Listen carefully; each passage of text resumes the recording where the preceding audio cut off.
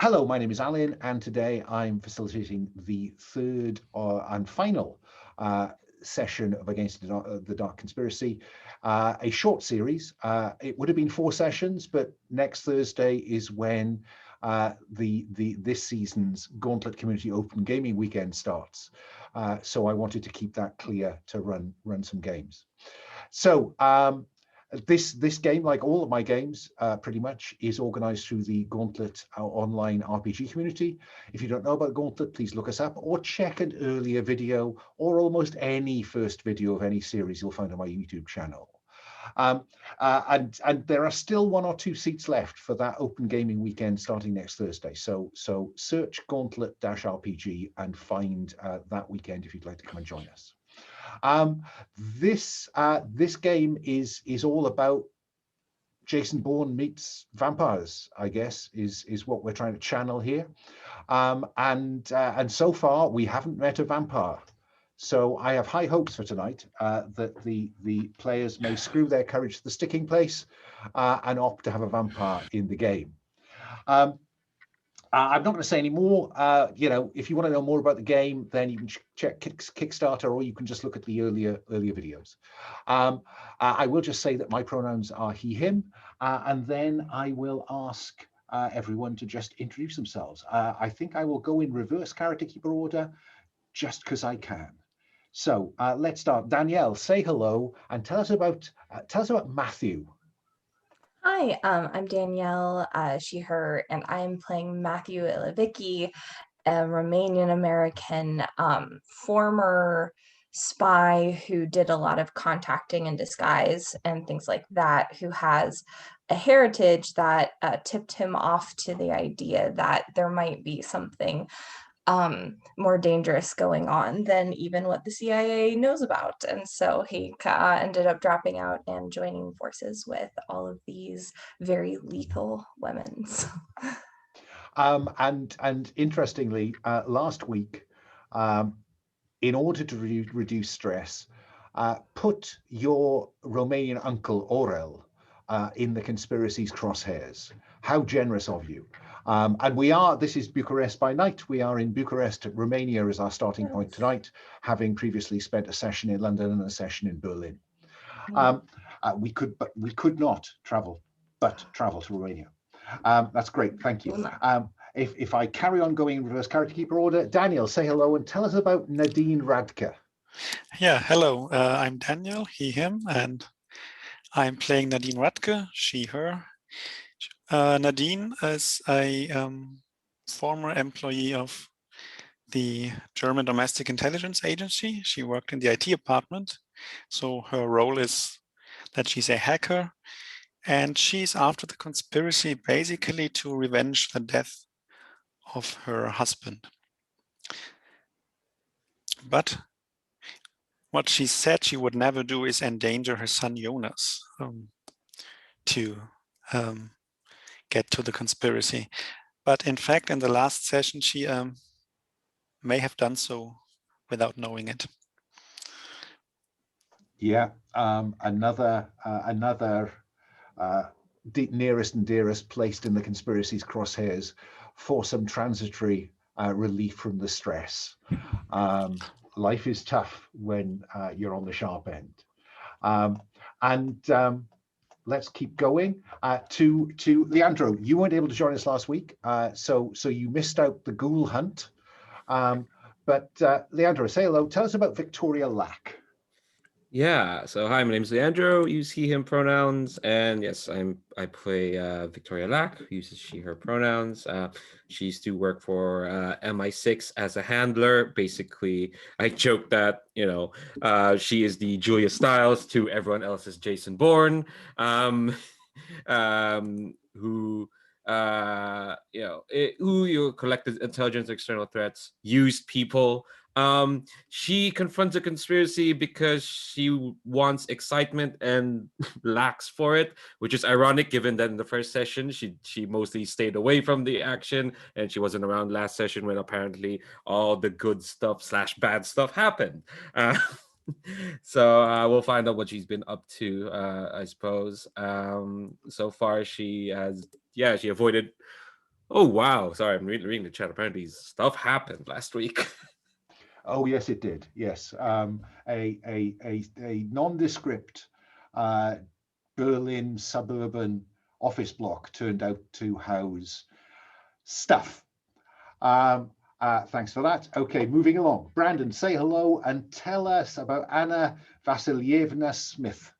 Yes, hello, my name's Brandon He, and I'm playing Anna Vasilyevna Smith, also known as Minder 2 or just 2, a naturalized British citizen of Russian extraction who worked for MI6 unknowingly for the conspiracy until she discovered that fact and they attempted to burn her.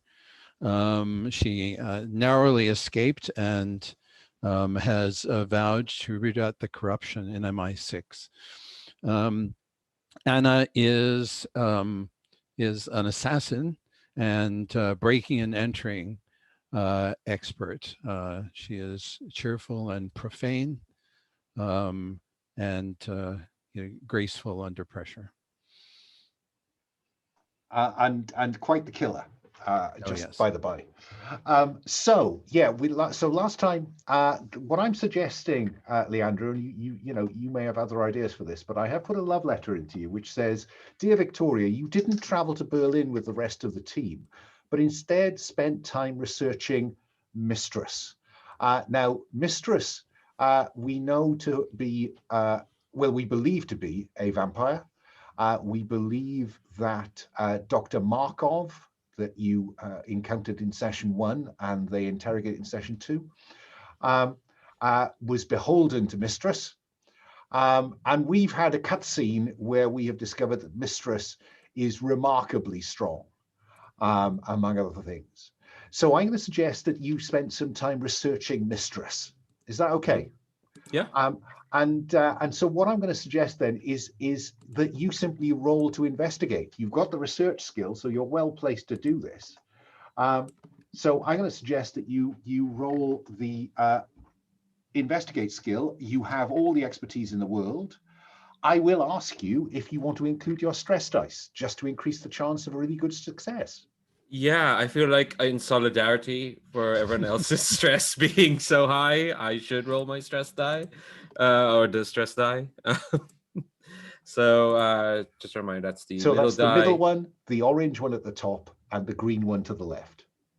Okay, cool. Well, last time I rolled this. I remember last time rolling not going really well. Oh, here we go. Hey, that's okay. a 5 good choice on to the roll the stress stress die.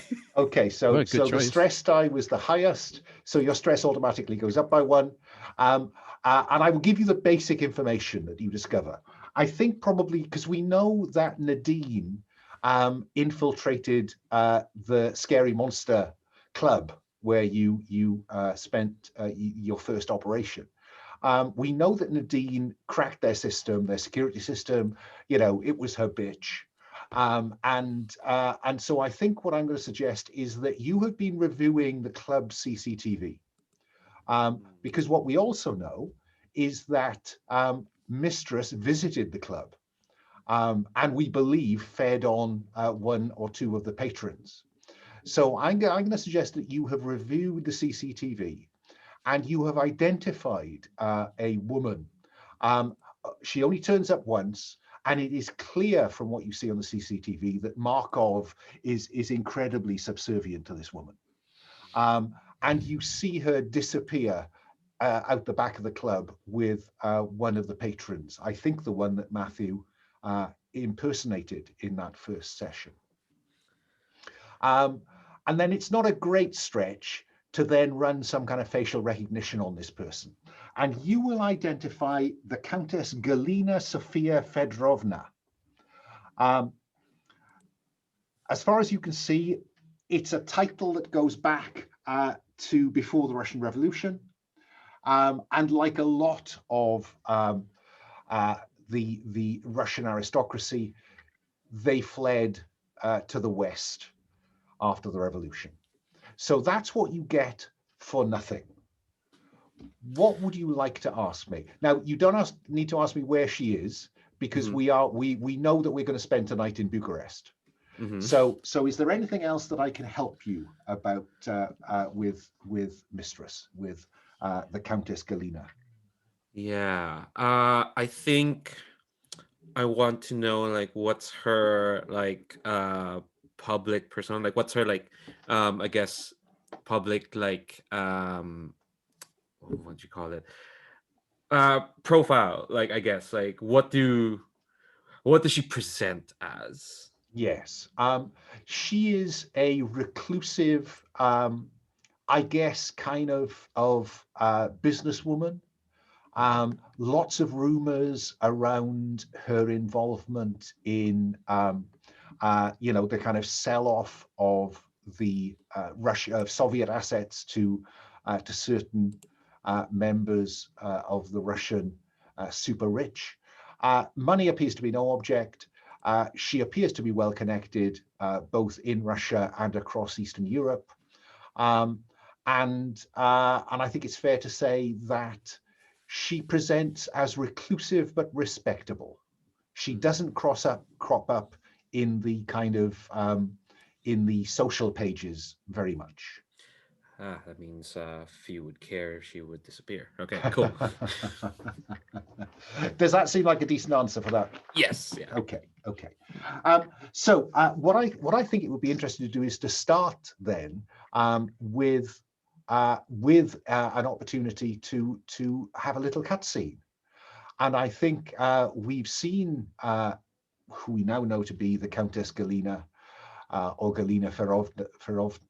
I will say that word sooner or later, Fedorovna, looking out over the Paris night. I think that we will open with a scene of her looking out over the Bucharest night. And unlike the kind of, we didn't get to see her face, but this time we'll see a remarkably attractive woman. She appears to be about 30 something, which is odd if she was involved in the sell-off of Russian assets in the 90s.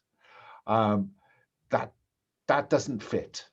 But then maybe she's had a lot of work done.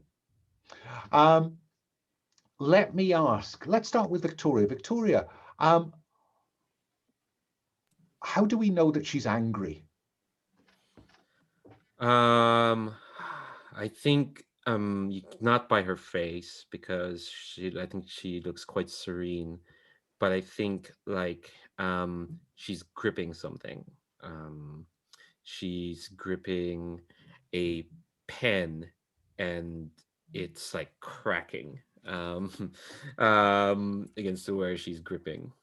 I think, yeah, one of those very attractive, high class metal and Fountain pens. Tungsten fountain pen, and yet crush, which goes with how she crushed a mobile phone last time. And let me ask Nadine, who else is in the room? Who do we see in the room? A simple description. I don't need it to be a particular person, but is this a man, woman?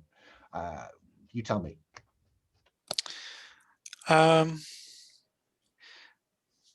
There is a man who who looks like a servant, basically, and he actually looks a bit afraid. It seems like sometimes when she was angry, she actually let it out on him. So he's backing away a little bit. Do we see any bruising? Oh, how do we know that she uses him to vent stress?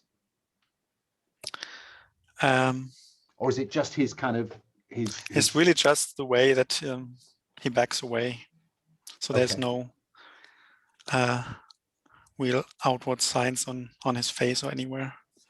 Okay. Let me ask Matthew. We know this underling, this servant, is frightened, and we know that she is angry.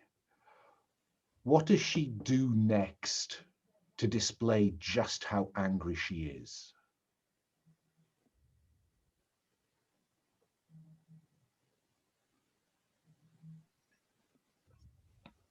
I think she has him call more people in, like, of him, and has him bring them in, other people under him as well.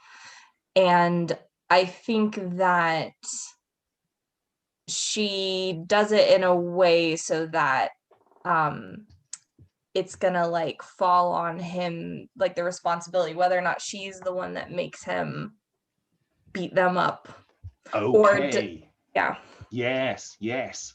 And so he's cowed, and what makes it even more obvious how cowed he is, because he's a very burly individual.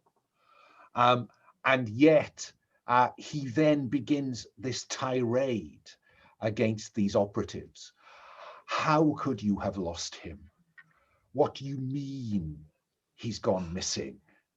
And he thumps someone in the stomach and they double over.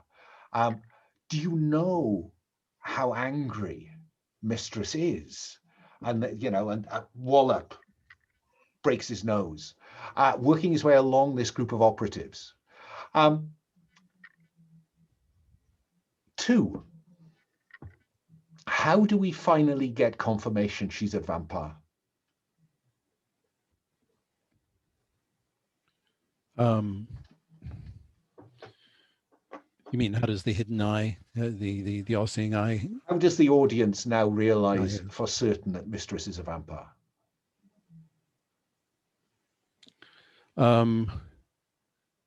She, in retiring, she pauses. She goes into her her bedchamber,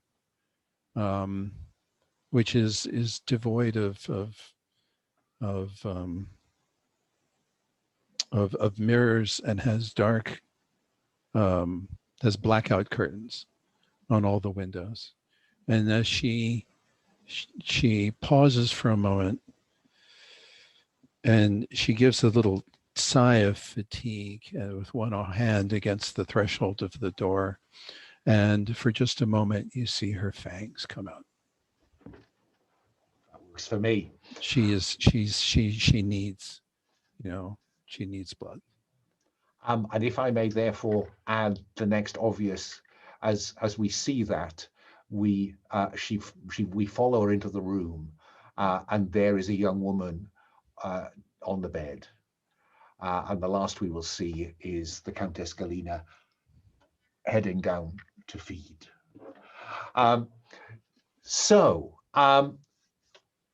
We know that there's going to be a lead that's going to take you to Bucharest. Yeah, we always said we wanted to give to end this series in Bucharest. So I guess the question I have for you is which of the available leads for this operation do you want to select? Now, given that the 3 of you had a chance to do this last time, I think I'm going to put Victoria on the spot for this one.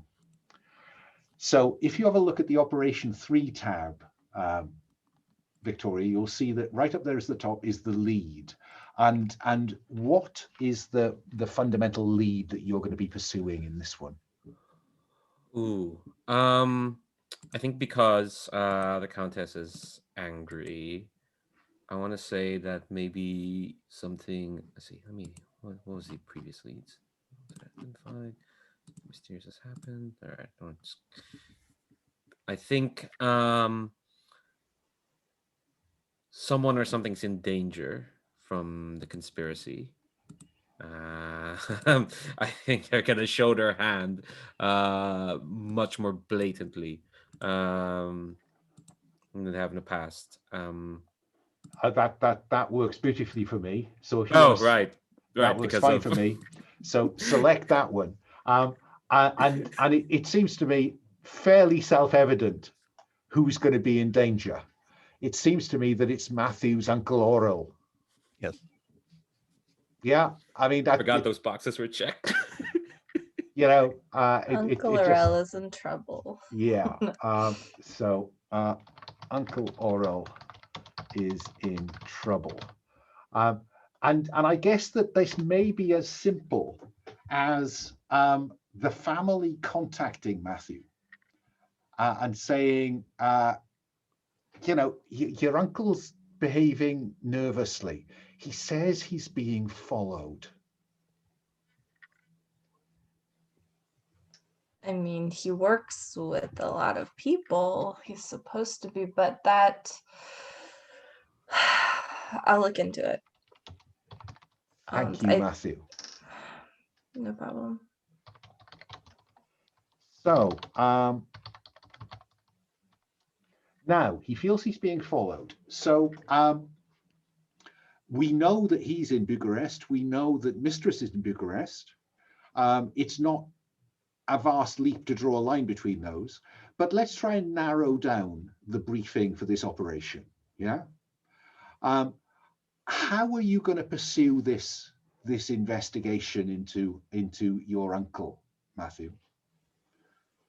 What scene do we see that has you in it? I think that he would I think he would go to the church. He would call the church that his uncle works at and see who has been stopping by. Like, I don't know if this was recently after like a holiday, like, ask basically the women's auxiliary who are always there in the basement working, like who's been in and out, and maybe snag some stuffed cabbage while he's there, always. But yeah, so he's gonna go to the church and kind of walk in and say, like, how have we, have numbers been up? Who's been in and out? I've heard that, are you doing this as nephew Matthew, or are you doing this with some other persona? I think that no, I think he would go in as he would go in as nephew Matthew, because he needs them to trust him in order to get the privileged information, if that works. But it would be nice to use disguise, but this is I'll be honest with you. I mean, given the nature of his expertise set, people routinely trust Matthew if he wants to be trusted. True. I think that in that case, if he has any information from Victoria about like this threat that's around, if he doesn't want this conspiracy connecting him more to this case, then I think that he might go in as a visitor, or as posing as a relative of somebody else, another congregant. Fine. So I think you're rolling with expertise in this conversation with Sister Marta, the Orthodox nun who you encounter there. So you're going to be rolling with the grey dice and the expertise dice for your disguise and your softer skills. I am going to ask you at this point whether you want to include your stress dice. I think I want to save that for a second. I might need it. At least until I get. Or do you want to seek relief from the horror first? Maybe I should have asked you that. Yeah, I was kind of wanting to do that. Why don't I do? I was thinking about talking to a mentor or a person, but so I didn't know if that, like, it might have, he may he would definitely do that as Matthew, though. So I think he might do this first and then stick around. Look, let's have a scene with Uncle Aurel. True. He's the obvious mentor and confidant, isn't he? Yes, exactly. So yeah, let's have that meeting. So I'm dropping into caricature here, but I'm seeing an Orthodox priest with a large beard, graying, a kindly man, concerned about family and his flock. And Matthew, we don't say, all in Romanian, of course. Matthew, we don't see enough of you This is your home, really, you know. You must come here more often. Uncle, you know that my work takes me everywhere, but it is wonderful to know that I have a home, unlike so many who we have to work to protect. But I will. It took me too long, but you have to stop being in trouble so I can visit for other reasons. And I think that he gets a little quiet and is like, what I saw in Berlin was horrifying. The people, they've been twisted and others are in charge.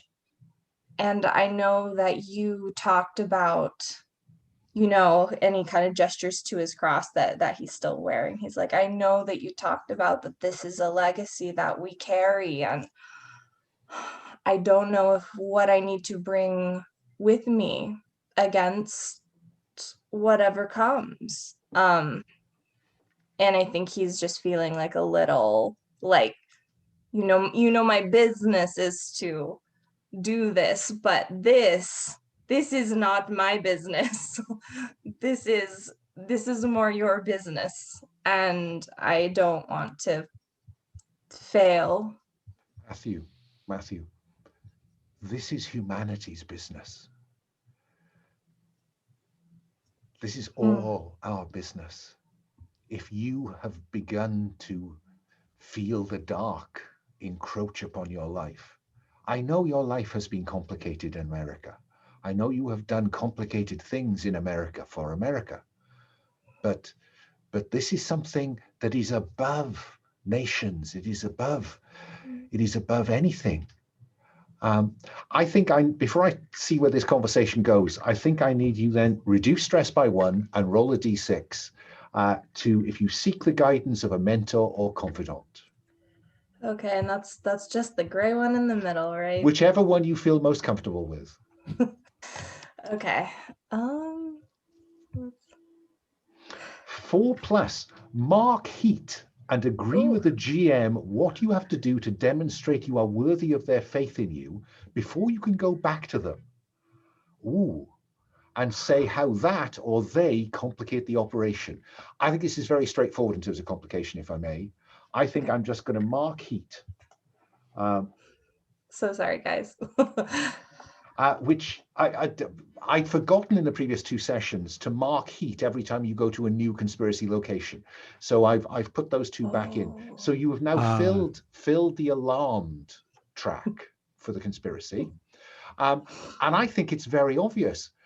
Uncle Aurel is under observation by the conspiracy, and we will see someone, crosshairs on you, taking photographs of you arriving at Uncle Aurel's church as they are photographing anybody. But you're new. Yeah? I knew I should have put the disguise on earlier. So the conspiracy now is convinced that that there are some professionals interfering with their business. Okay.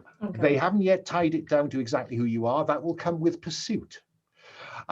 So that goes well in as much as that's the cost. But he says to you that the only way, and this is agree with him, what you have to do to demonstrate you are worthy of their faith.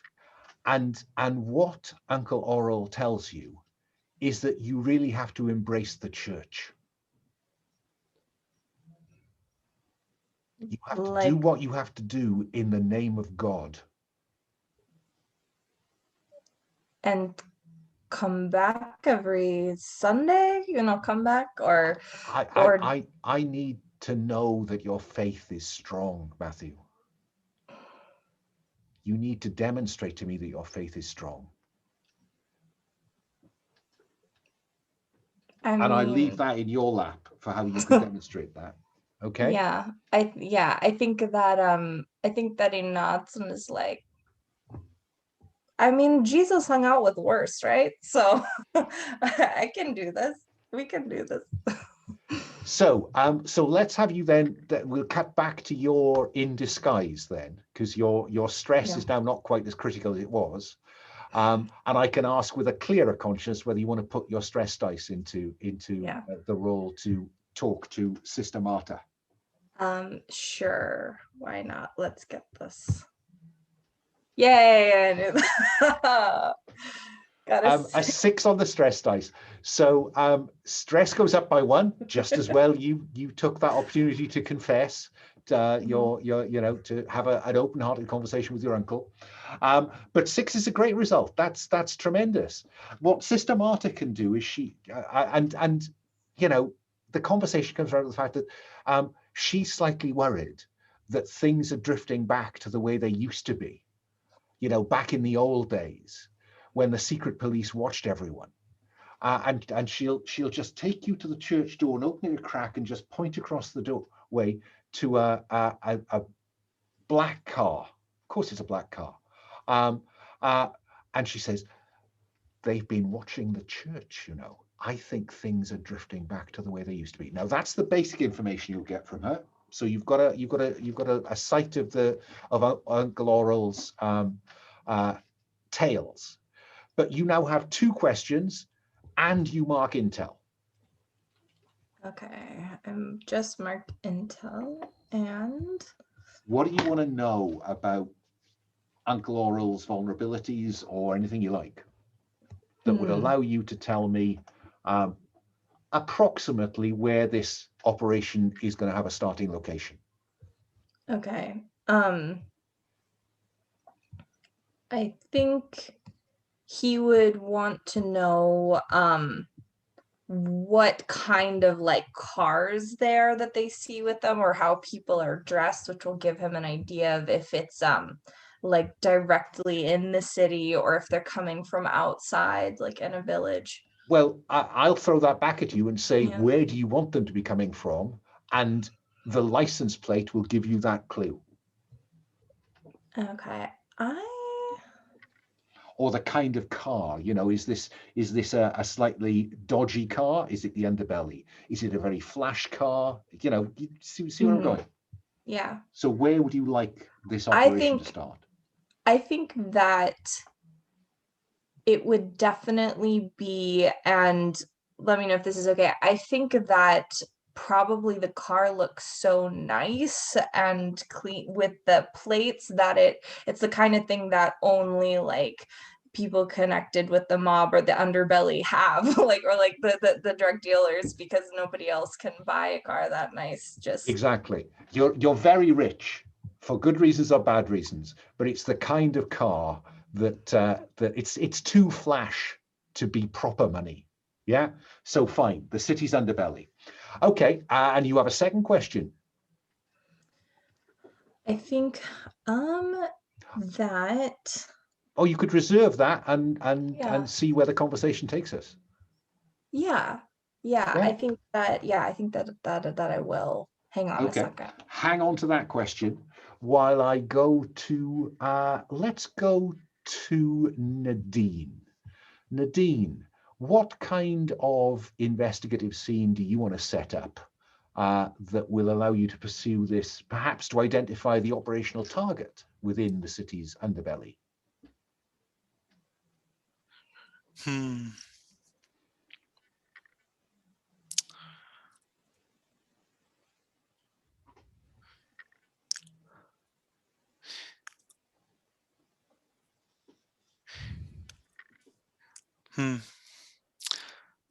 I'm not sure what to use as a foundation for my research, actually. We know the kind of car, we know it's the underbelly. You've got a license plate? Oh yeah, right. So I guess I'm going to hack into the service of the Bucharest administration that is responsible for for cars, right? That's actually probably a national thing, right? Oh, you're almost certainly. And try to narrow down some kind of location for this where Yeah. this car is registered, or near where this car is Exactly. registered. Yeah. Yeah. Okay. So let's have you roll with hacking, I think, for that digital intrusion. Yep. Uh, And I am going to ask if you'd like to include your stress dice, or do we see a scene where you seek relief from the horror? not for now, but I think Oh, brave man, brave woman. I'm not using the stress dice for now. Okay, just roll the 2 and let's see what happens. Oh, I have a 6. Oh, well, that's great, because stress doesn't go up automatically. So on a 6, I will tell you the basic information, which will allow you to set the operational target. So where do you want to have traced this this number plate to?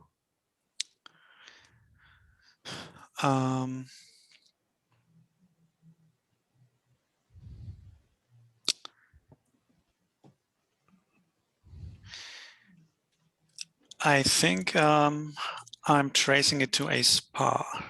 Oh, right.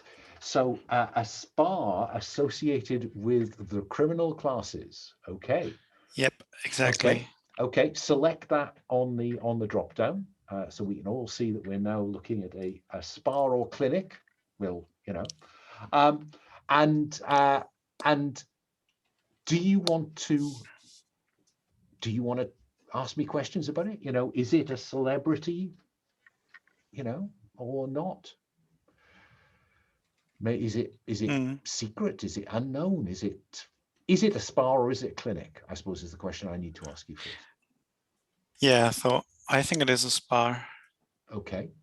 And it's located in a slightly kind of less reputable part of town, the city's underbelly.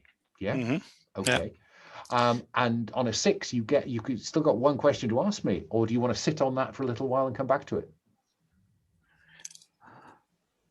I think I'll come back to that. Okay. Let me go to 2. We've got a spa located in a slightly disreputable bit of the city, associated with the criminal underbelly. 2, how do you want to come at this in terms of perhaps working out what the most significant threat is? What would we see you doing that would allow you to tell me what you think the threat is?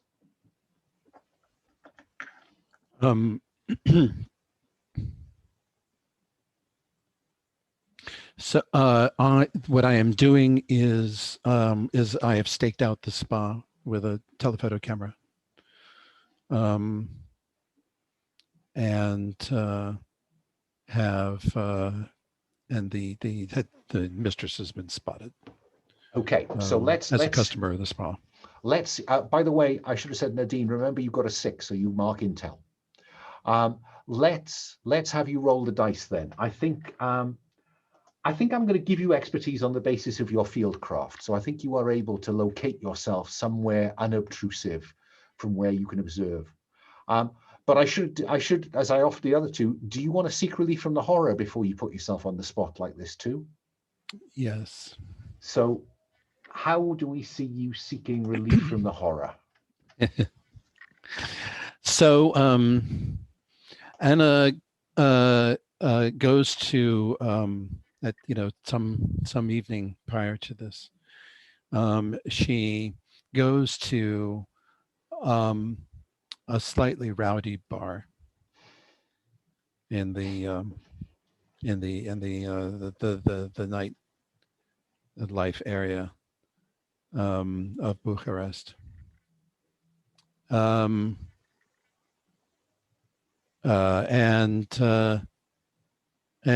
she orders what is she order? Give me a slightly fancy drink. Oh. My tastes are too simple. If she wants something like probably like a dark and stormy or something. I think that's got citrus in it. Something with Oh, come on, dark and stormy works perfectly. Sure. It's dark, and we know Anna to verge on Yes. the stormy. Okay. Well, she orders the dark and stormy, and this is a crowded bar, and so there's a inevitable jostling, and at some point when someone goes by, she turns and stands up and shouts,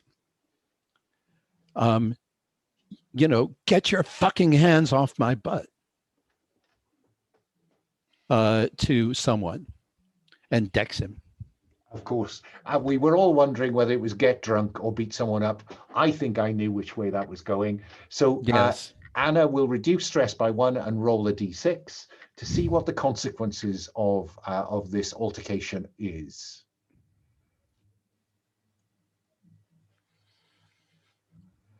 2. 1 to 3. You are disgusted with yourself. You cannot use your expertise until stress goes up again. So mark stress is expertise is unavailable. But you reduce your stress. So that's what that was all about. So now then, we see you perhaps on a rooftop overlooking this spa.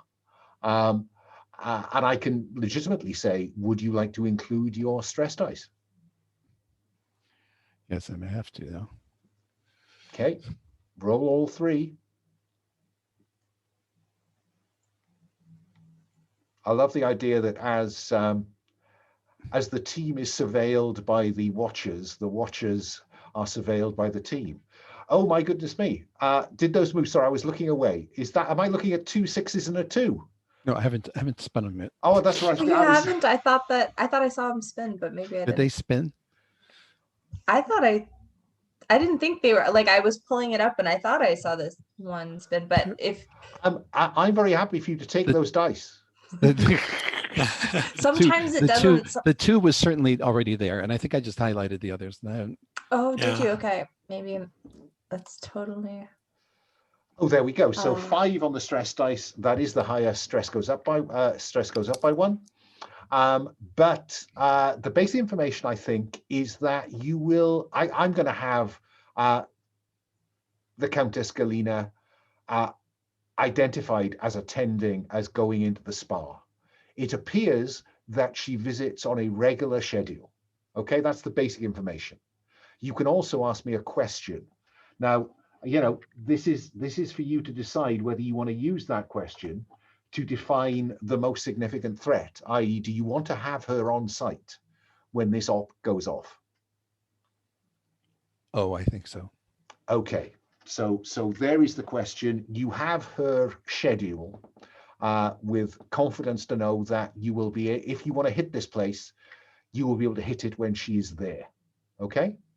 And yeah, she's taken a personal interest in this. That will be, seems obvious. It does. So that's that question answered. Now, let me go round to Victoria and say, Victoria, now you're not sitting on a lot of stress, but that doesn't mean you might not want to seek relief from it. Yeah, why not? Why don't? What do we see? How does Victoria let off steam?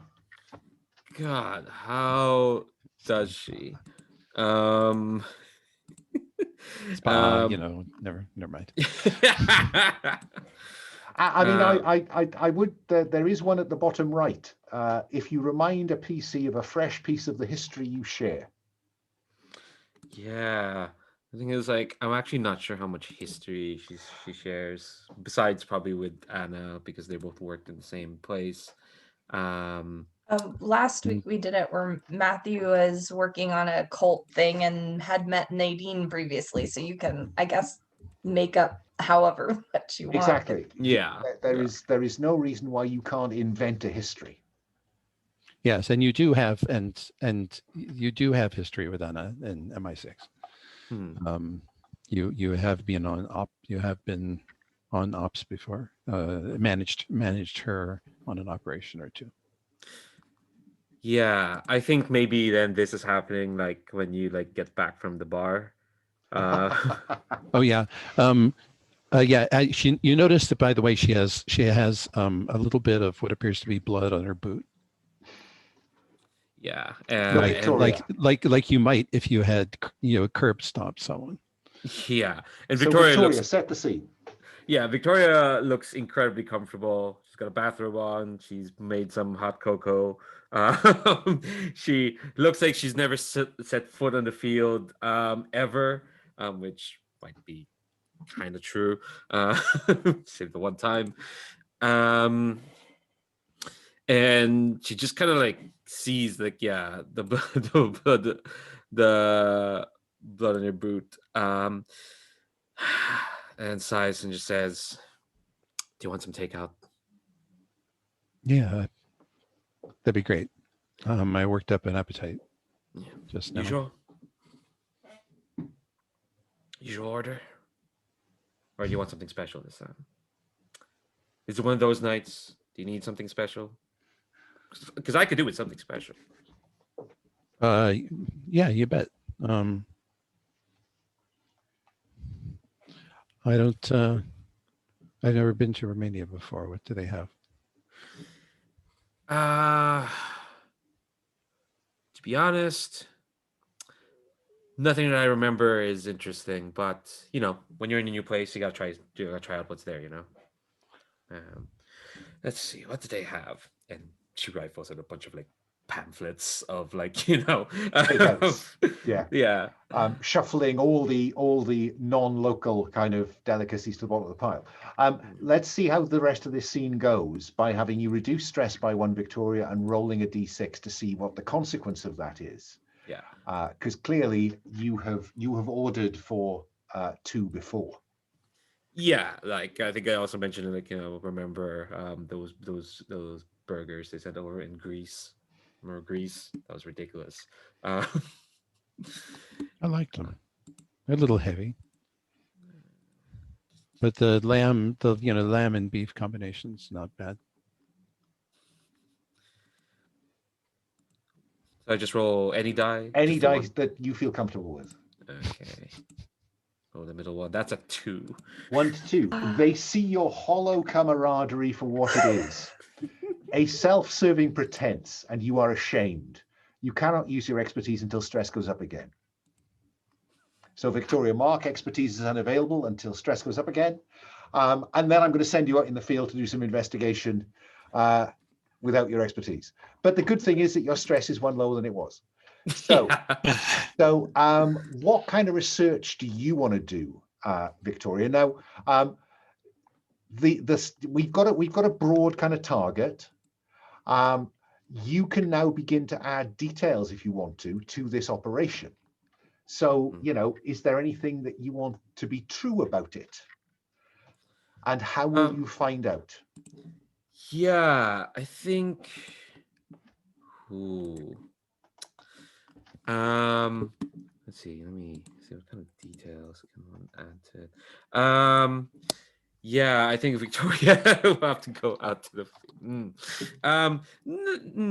Because I'm looking at what expertise do I have that's not available. Well, they're all not available, I guess.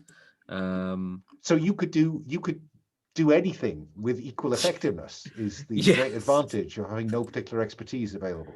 Yes, deprived of a die. Yeah, I think like this is going to be some looking into public records. I think this is like looking to see what is publicly like known about this the spa. Like has it come up in the news? Like has it like ever like just been involved in anything? When did it first start up? Who started it up? Okay, so you're rolling the central dice, and you can add your stress dice because your expertise isn't available, or you don't have to. You just roll 1 dice. That sounds like a bad gamble. I'm gonna add my stress die. All right, gamble paid off. That's a 5 on the non-stress die. Okay.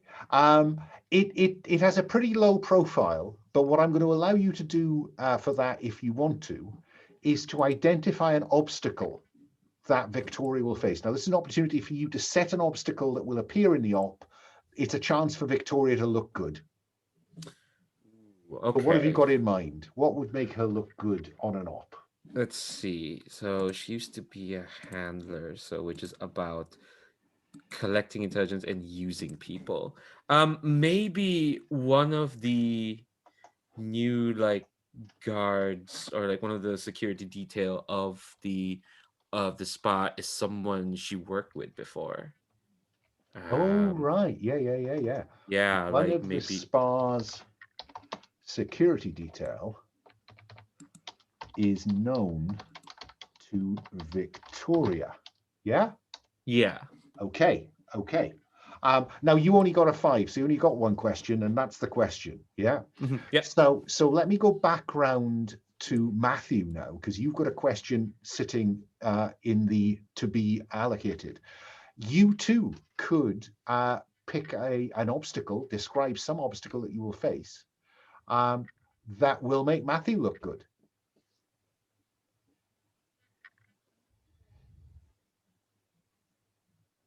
I think that he might, I think that he is able to identify like one of the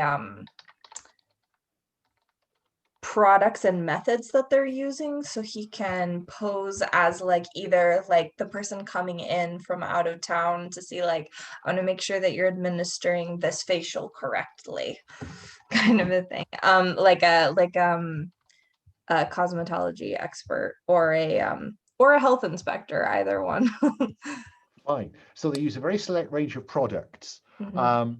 And Matthew could pretend to be a representative to represent that. Yeah. Mm. Like whether it's a technology or it's funny that because I know there is something called a vampire facial that exists Well, in the world. Not probably not this particular thing, but I well, I think let's call it a serum treatment. Yeah. ... Yeah. Okay. So we've got some kind of obstacle that you will face. Nadine, you also have something sitting waiting to be allocated. Is there something that Nadine wants to have to overcome or use?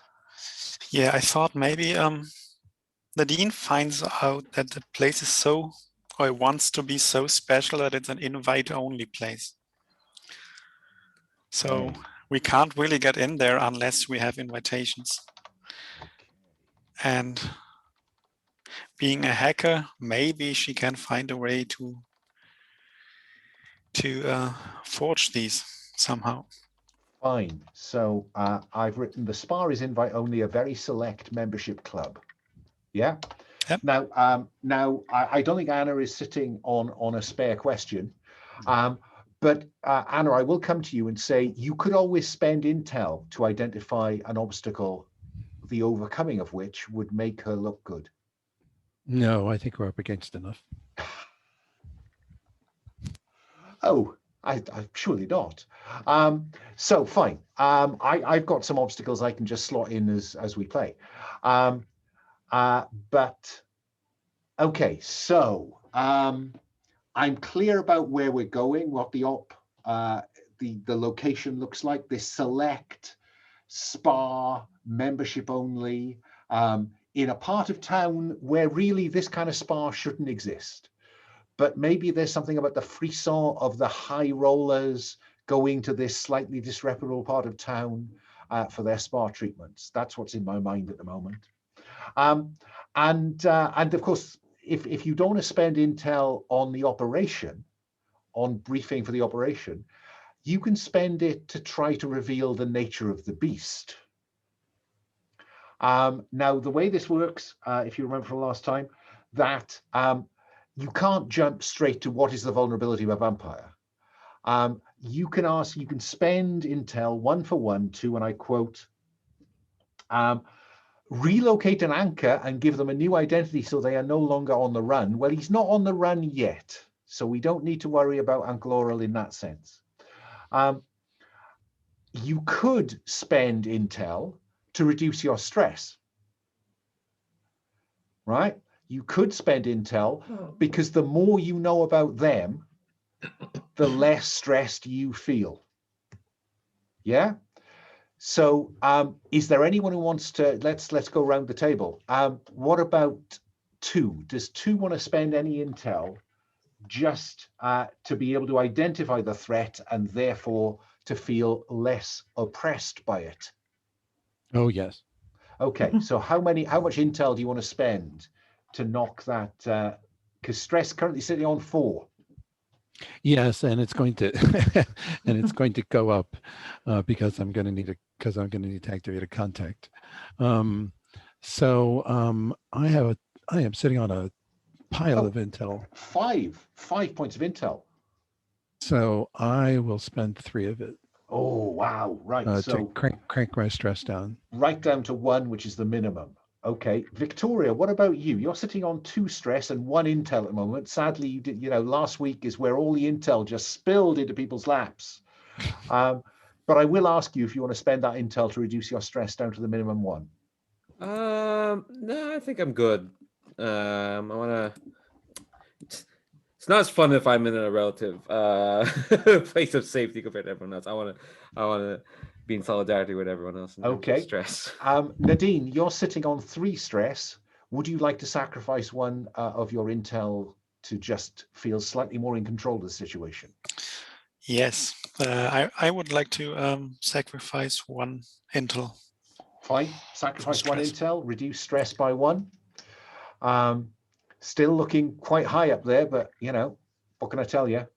And finally, Matthew, you're sitting on 4 intel and 4 stress. Would you like to sacrifice any intel? At least 1 for 1 point, but can I use any to learn about the nature of the beast Absolutely, absolutely. Yeah, I mean, there's no order here. You can go back and spend it if you've got any left. So add details, define the nature of the beast by asking the GM to reveal a power of a supernatural foe or confirm that it doesn't have one. Well, we know that she is already, and I've put her in the threat tab. We know Mistress has great strength, and we know she has teeth and or claws because she's a vampire and we've seen the marks on people's necks when she's visited. So I've given you those. The default setting is that they have a compulsion which is attracted to human blood. Yeah, so I've given you that one. The thing is, though, that you have to, if you can define a power, or ask me to, or you can identify a compulsion. We've got 1 compulsion, so you could define a deterrent. What does your knowledge, your increasing knowledge of this supernatural conspiracy tell you might be a deterrent? You cannot identify a vulnerability until you know at least 3 things about compulsion and deterrent. Okay? Okay. So, you want a compulsion or do you want a deterrent?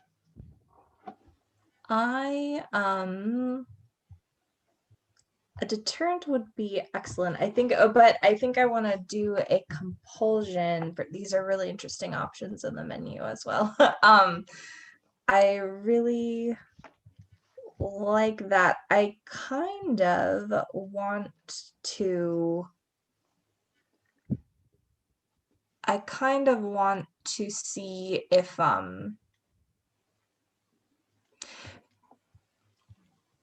I think that I want to see that I think one of her compulsions is to take the charming first. I think that maybe he gets that from intel, seeing that kind of the thugs that are around the Mistress are really not, they're just very rough characters. Literally not her cup of blood. So she takes the charming first. Okay. And what about, and that will cost you an intel. I'll keep going around the table. Let me go back the other way to Victoria. Do you want to spend any intel on a deterrent? Because now we've got 2 compulsions up. You could identify a deterrent. Yeah. Let me see the options here. Ooh.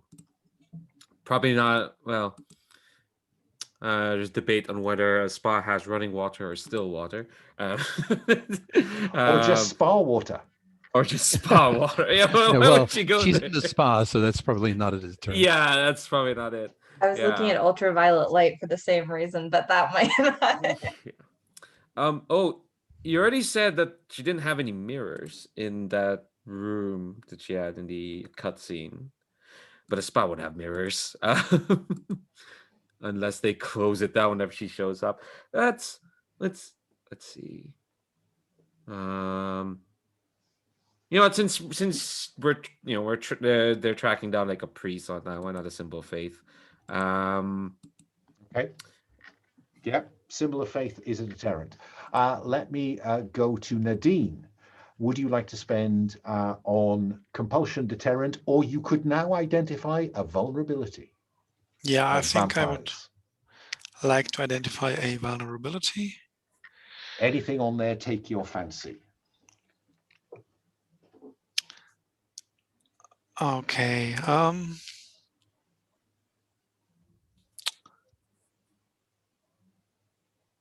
I think I go for the beheading. Fine. So if you can behead Mistress, you will be able to end her. Fingers crossed. Okay, let me go to 2. Would you like to spend some intel to identify compulsion deterrent or another vulnerability? Well, first, I'd like for the what I'd like to do is identify another Or a power? a deterrent, which is fire. Fire. Okay. So select fire as deterrent. Spend your intel. How are we deal on the intel tracks? So that. Yeah, now you've got 2 or 3 more things. I'm interested. No one is interested in the powers of a vampire. We should be Yeah, interested. yeah, I think we are so believing in her ability to be so powerful that we're like, we need as much as we can get. But I do there is a 1 left there, which is tempting. Let's see. I suppose that is really helpful because that's how they might burst in and out of scenes too.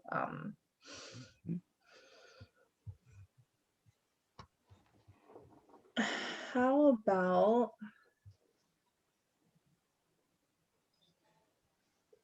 I kind of do love the classic shape change into a bat. By all means, have shape change into a bat and spend your intel to get it. Let's. I'm losing track of who I've gone to now, so I'm gonna go keep following. I think round the screen as I see you. So Victoria, have you got any intel left, or have you spent up? Yeah, I've spent the 1. Okay. Then what about Nadine? I think you've still got 1 or 2 left, haven't you? I have 1, so I think we can really use them all now, right? There's not much use later. Later in the mission, I think. Later, there may not be a later. Exactly. So tomorrow never comes. let me see. You could do another deterrent or Yeah, vulnerability. I think I'll go with a deterrent or maybe a compulsion, actually. A 3rd compulsion. So we already have attracted to human blood and take the charming first. And I will add tempt victims first. Right. Can't but tempt a victim before taking them. And I think that's your last one. 2, have you got an intel left, I think? 2, I have 1 left. Okay. And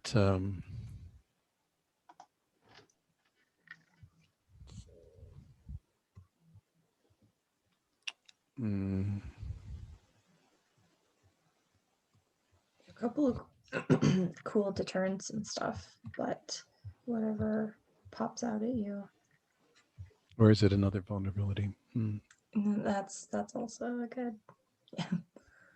There's one in there that might be right along on a skill set.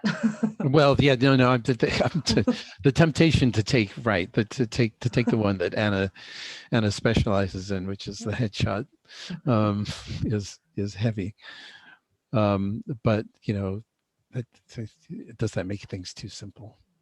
What is an iconic weapon? Usually some kind of legendary one.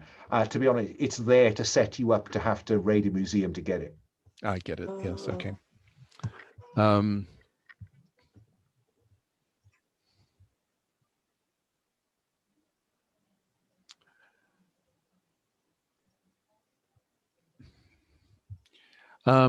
going to be non-classic for a moment, and we're going to say silver weapons. Okay. Okay. So select silver weapons as a vulnerability. And I think that leaves Matthew with 1 intel to spend. Yeah, I was gonna use it like to bump my stress down 1 more, but I think it might be useful to have another deterrent at our disposal, unless Matthew's gonna be handing out crosses like candy beforehand. Still have mine from the ghoul, right? Exactly.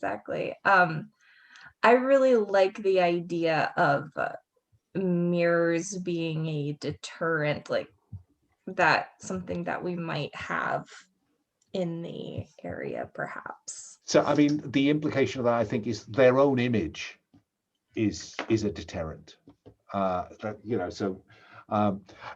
all of that works for me. I've run past my usual break point, so I'm going to suggest we take a pause now, and we come back at 20 past the hour. Is that okay?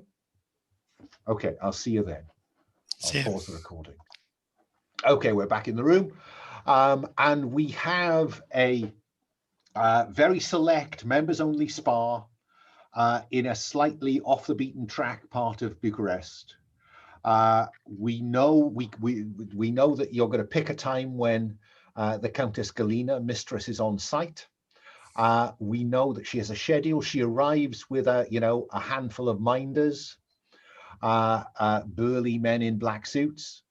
And we now know from your research what you've picked up from a variety of sources over the series about some of her powers and all of her compulsions, deterrents, and vulnerabilities. I will tell you now that I can invoke a power that's not on the list if I want to, but not without, I'll be sensitive. So I guess the question is, the obstacles we have is that one of the spa security details known to Victoria. So there is somebody on site that Victoria knows belongs to the spa. We know we've talked about the membership club, and we've talked about the fact that Matthew might be able to identify a range of products that would give him some kind of entry. So the only thing we haven't done, and I'm not going to go into detail for this one because I don't think it's going to come to me raiding your safe house. So all I need to know about your safe house is do you want now to tell me what benefit it offers you? And the benefits are automatic weapons, heavy weapons, or tech toys. If you don't select heavy weapons, then you have to flash back to call on a contact to get a heavy weapon. Ditto anything with an area effect, so automatic weapons. Or if you suddenly discovered that you did want a set of drones, Nadine, and we hadn't selected tech toys, you would have to call on a contact to get a set of drones. Yeah. So what do we think? Open table, go for it. I'm up for some variety. So last time I got my tech toys. So if anyone else? I'm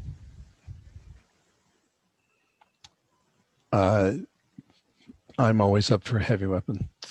I was gonna say, unless this, I think that this Um, operation might lend itself more to needing to unlock things quietly, unless Matthew walks in there one way and then you guys just light up everything else. That's also an option. Well, I'm just thinking when it, push comes to shove, Yeah. which it will, we're going to be up against people who have several unfair advantages in certain departments, and I would like to equalize them by the use of equipment.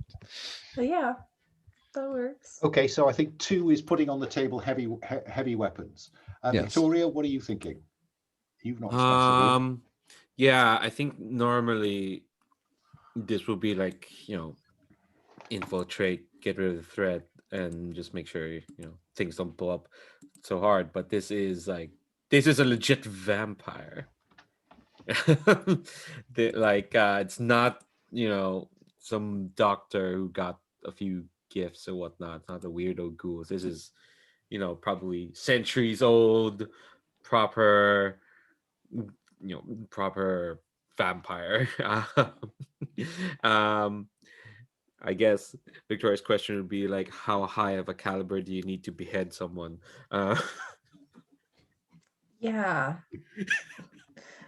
I think that's the answer you needed to. By all means, select heavy weapons.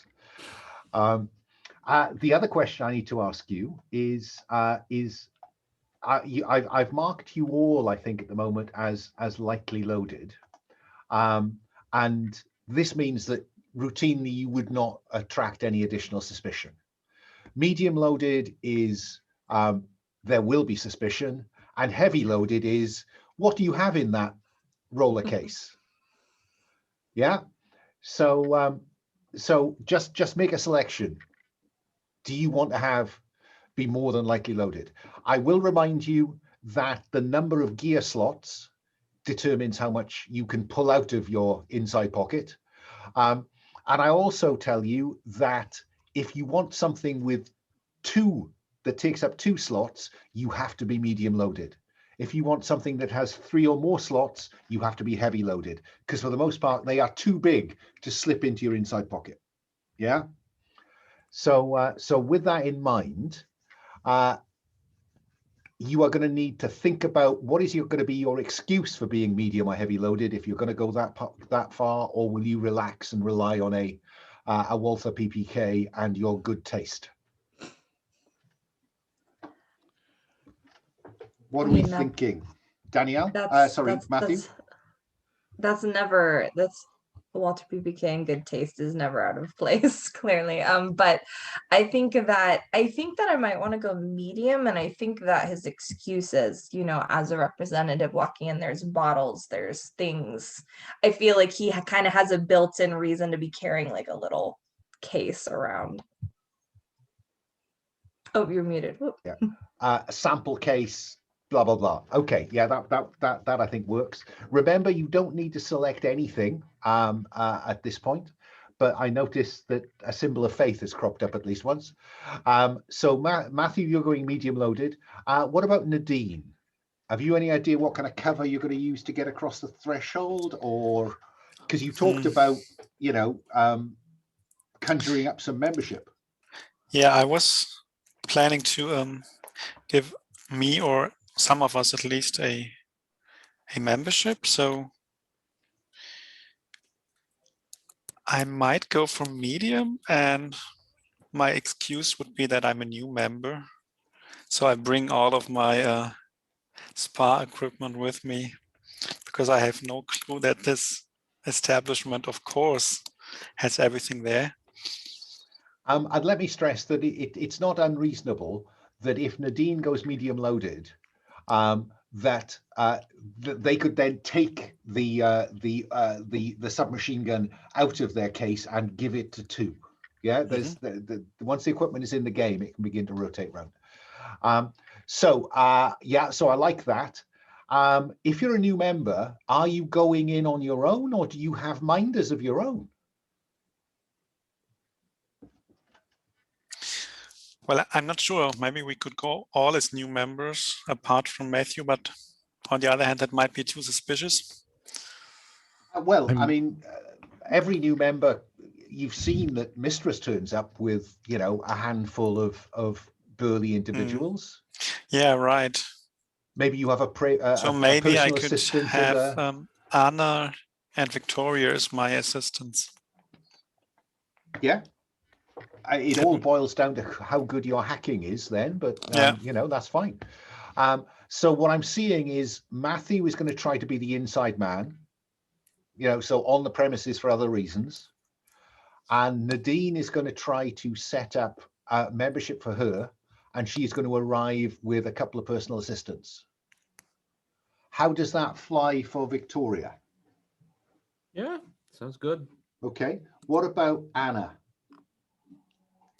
I'm perfectly happy being an assistant. You know, lugging you know, some equipment case. Because the only other idea that I had was to you know, for Matthew to trick me out as a maintenance person. Well, that's another option. You'd have two inside men, so to speak, and do a kind of guest and like a PA. that. Yeah. I do kind of like not going in alone as well. That would be nice. Hmm. So maybe I only have one assistant. Okay. Yeah. So that, in which case, yeah. Also, I'll be you know, I'll be yeah, maintenance person, and I'll have and you know, so I'll have a you know, an oversized Maintenance. Like, are you things. pushing a cart, like one of those like carts Oh, that have janitorial, like, janitorial staff. Yes, yeah, that's what I was thinking. A janitorial staff, and I'm pushing a cart full of, you know, Okay. with you know, tools and cleaning supplies and things like that. So are you And- going to try and bluff your way in, Anna? Or are you hoping that Nadine is going to be able to set you up on the cleaning rota? I'd like Nadine to do that. It's Okay. that's We'll- sort of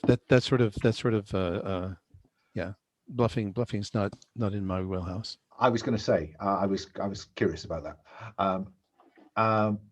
And yeah, okay. So we won't worry about how effective that hacking is until push comes to shove.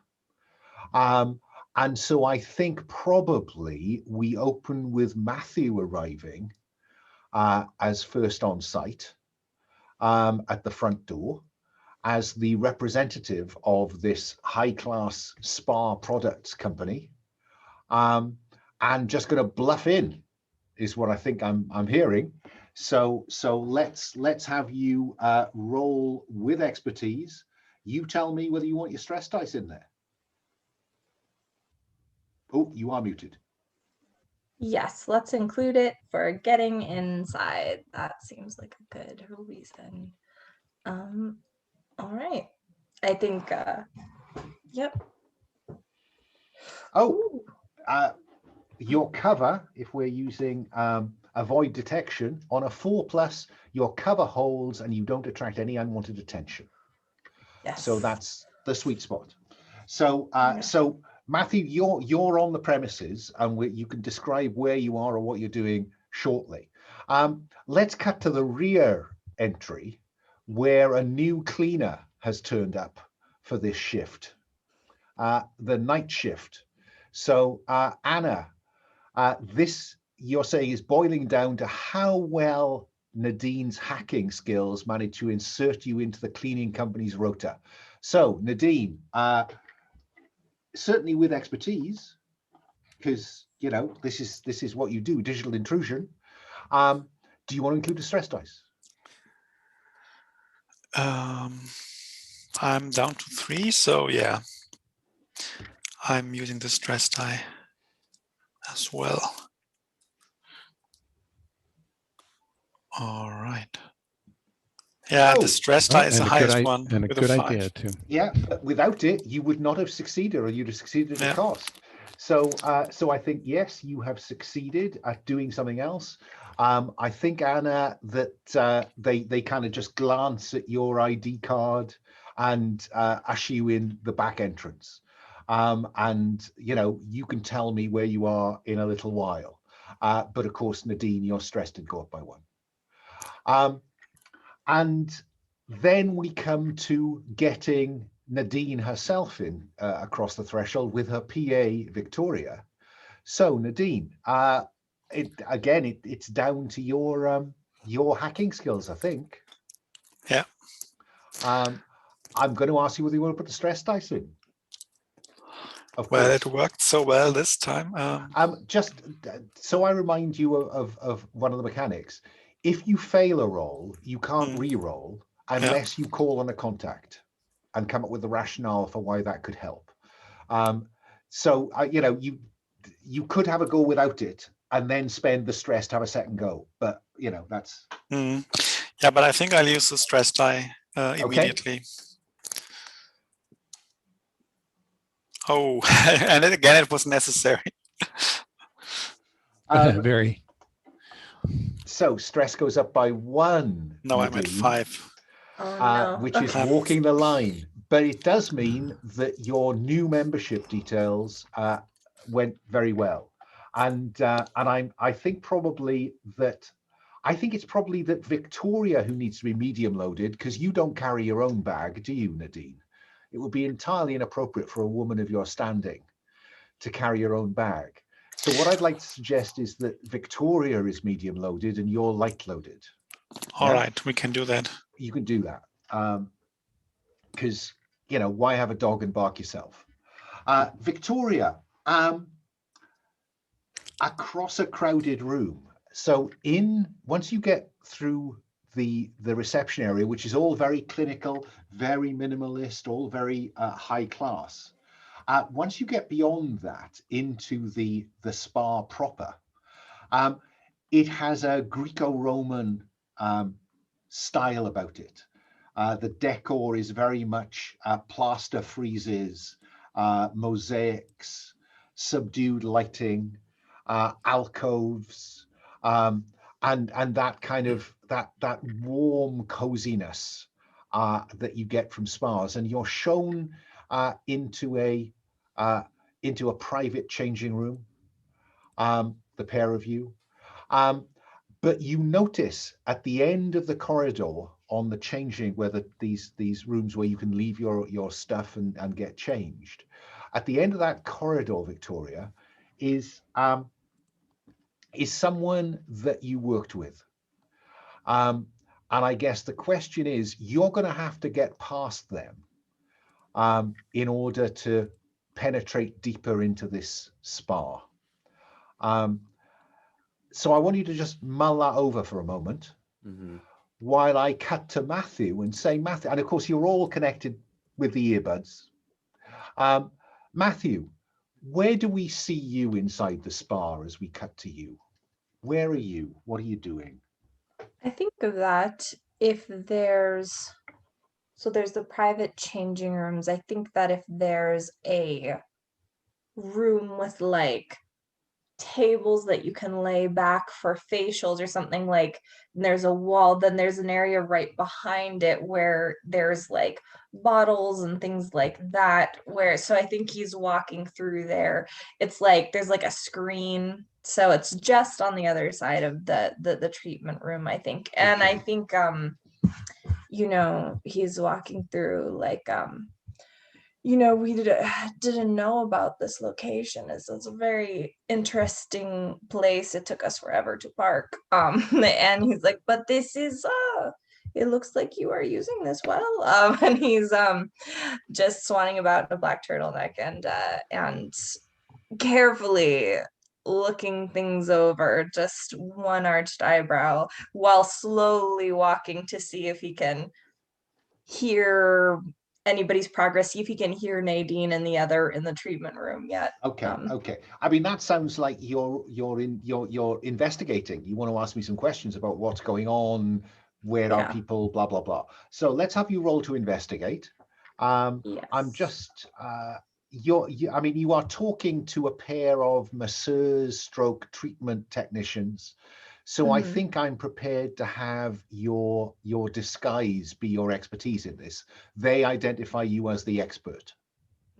Yeah? Yeah, so you're I was with expertise. okay. All right. Let's hopefully that. Ooh, a 5 on one of them.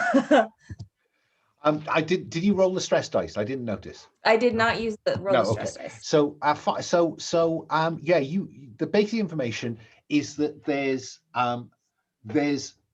quite an expansive spa. Hot baths, cold baths, masseurs, facial treatments, other full body treatments, a whole anything you can imagine. But then I think the basic information I'll give you is, but then there is the elite members section of the spa, which is kind of beyond all of this. But now you can ask me a question on the 5 with a 5. Anything specific you want to know?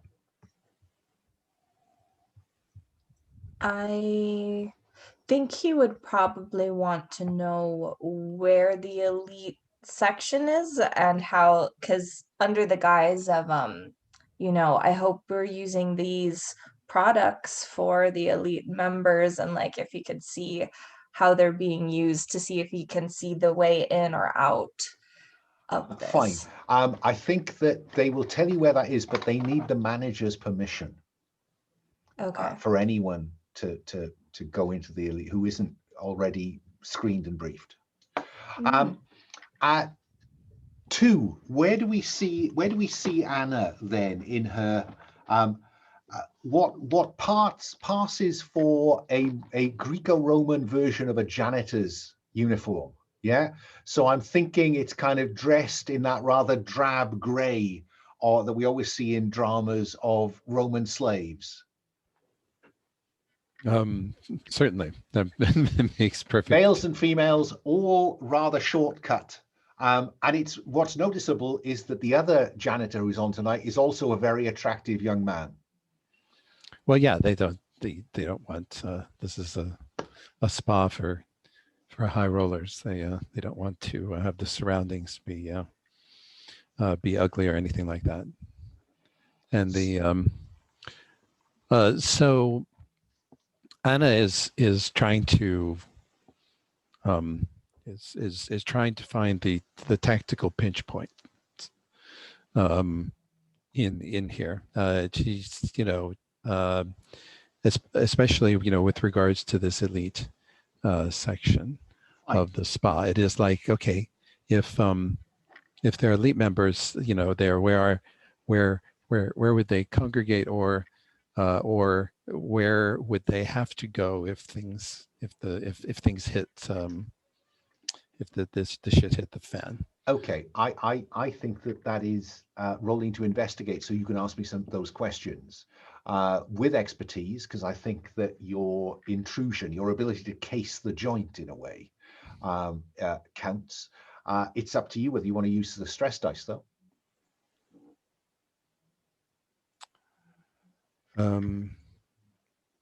That's a tough one. Let's see. Yeah. I didn't see the one in the middle move. So it didn't move in the mode. No, let me re-roll. I've got a 2. Re-rolling the one in the middle. Nope, I still got a 3. So that's a 2 and a 2. Oh wow! So that's that's failure. On investigate, you get the bare minimum, but you also mark heat due to noise and/or clumsiness of approach. So I think that I'm going to mark. Oh, look, we're in pursuit. Sorry, I marked. Oh, did you? Sorry. Yeah, right. yes. Okay. So we have edged into pursuit. So now someone in the conspiracy is putting 2 and 2 together. There's that picture of Matthew arriving at the church to meet Uncle Aurel. Somebody is sat at a desk scanning through, operatives known to be active in Europe, and there's a facial kind of recognition that comes up that identifies Matthew in his undisguised form as being a person of interest to the conspiracy. The clue about Aurel and his family appears to have been right.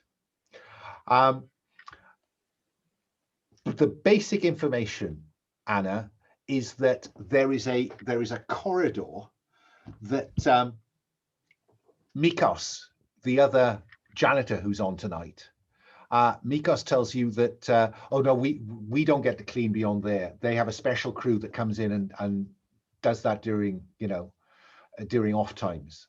And there is a door, and you can see that it is a secure door with what looks to be some kind of card or code entrance, coded lock. Okay, that's the basic information.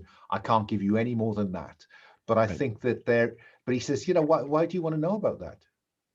And that, I think, is where we begin to see some suspicions begin to bubble up in these operatives. Back to the private. I mean, I try to fob him off with the answer, with the answer. I'm new. I don't want to, if I don't want to get, in trouble for not,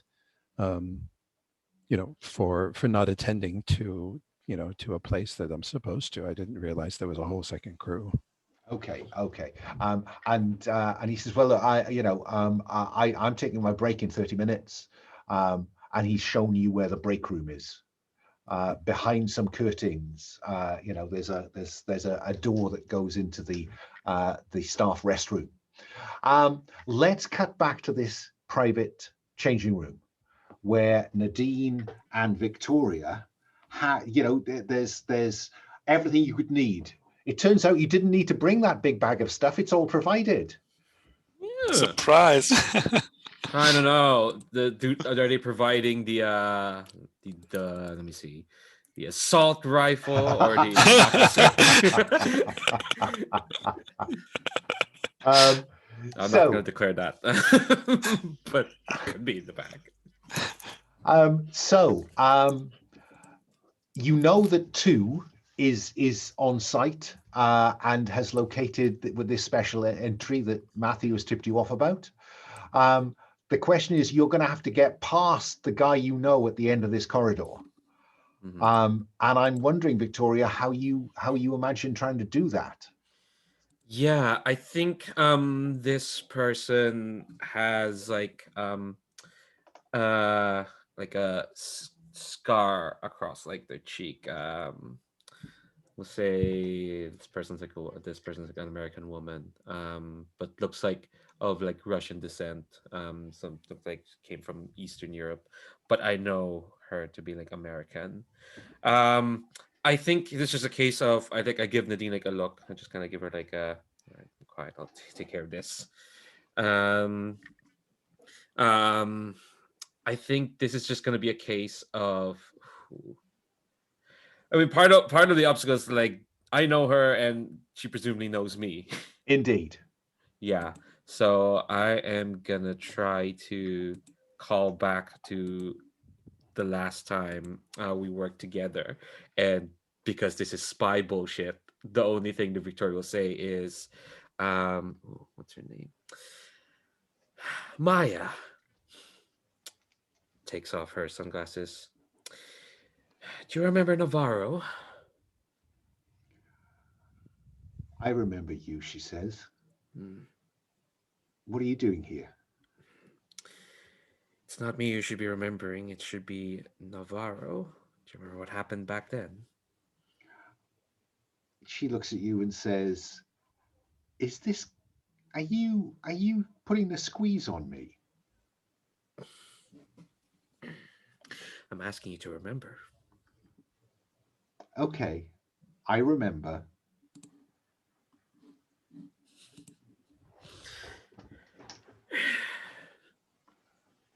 What do you want? I want to avoid something like that happening here. To do that, you're gonna need to do as I say, unlike last time. You remember what happened last time, right? I do remember what happened last time. And you fucking Brits always think you know best, don't you? Well, I wouldn't say that of every Brit. I know quite a few. But well, I have results to back me up. What do you have? Okay, cut the bullshit. What do you want? And unlike all the other staff here, Mia is dressed in a very neat, dark business suit. And there is almost certainly a bulge under one armpit. I don't know if she's happy to see me, which she clearly isn't. Very much isn't. So what do you want from her?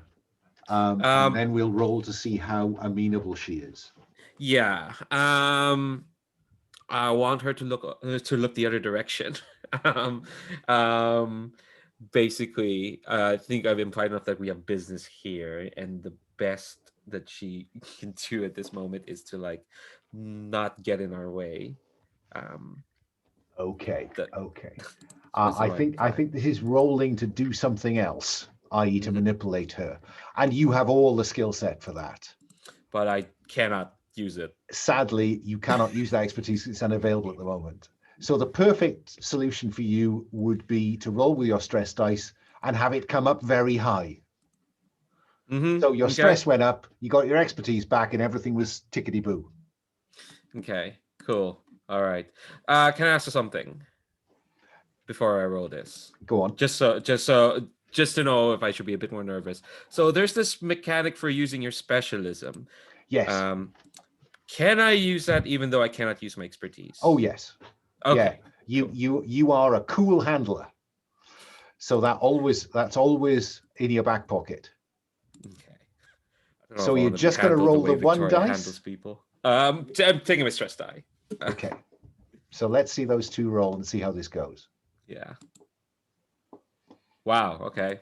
Well, the stress dice is equal to or higher than any other dice. So stress goes up by 1, expertise is back on the table. Victoria just needs that rush of adrenaline. That's the excitement she's always looking for. Otherwise, It's just like, it's just going through the motions. So stress goes up. You get your expertise back. You succeed with no complications. And I guess this allows you to get the roller case of personal items into the spa, further into the spa. Is that what we're talking about here? Yeah. While Mia kind of looks the other way. Yeah. I think before we pass on with the roller case of stuff, like emotion Nadine, or in the clear or other spy bullshit, the cheese is melting. No, that's too dumb. She doesn't say that. Red Phoenix flies at midnight. Yeah, we moved away from the salami at least. I think Victoria will give my a kind of a sympathetic kind of shrug, and it's just for what it's worth, I'm sorry about what happened then. But Yeah. It's the business. Yeah, if you were sorry, you wouldn't be using it to leverage me now, you bitch. All right, I stopped feeling sorry then. And as you go round the corridor sight of her, you see her take out her phone and she texts someone, and we see her texting, shifts finishing early tonight, see you in 30 minutes, and moves to leave. So equipment is on site. Nadine and Victoria have penetrated deeper in. I'm curious, it's perfectly reasonable for your minder, Nadine, to continue to wear that neat business suit that she often wears. But are you fully dressed, or are you dressed in a dressing gown? No, I'm not fully dressed, so I fit in now. Fine. Yeah. So swanky guest in dressing gown, minder with personal equipment. And somehow we need Matthew and Anna to get together, so Anna could perhaps access the equipment that Matthew has brought on site. So I'm going to suggest that we're nearly 5 to the hour. I'm going to suggest we take a break now and come back on the hour. When all the pieces are in place, you just now have to move them. Okay? I'll see you on the hour. We're back from our last break. What is this faucet? What does this faucet do? Yes, there's hot, cold, and blood. Yes. Hot, cold, and fresh, I guess. So I am conscious, Nadine, that you are sitting on 5 stress. Yeah, that's true. Is there true. anything you want to do about that?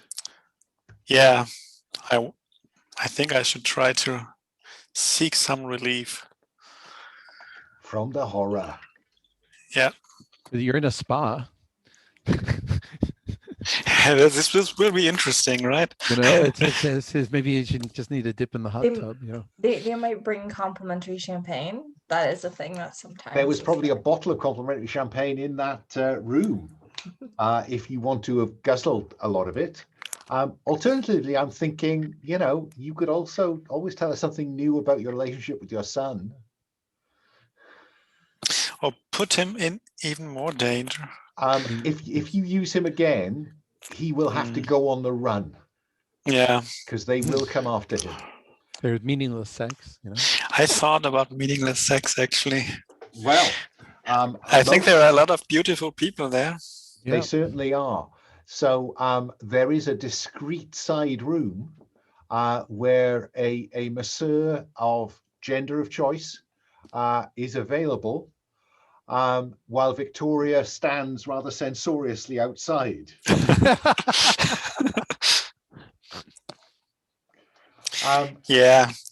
To Victoria, I say something like that. I'm only doing this to look less suspicious, of course. I'm only playing a part. Yeah. Okay, Nadine, reduce your stress by 1. Like she hasn't heard this before from other agents.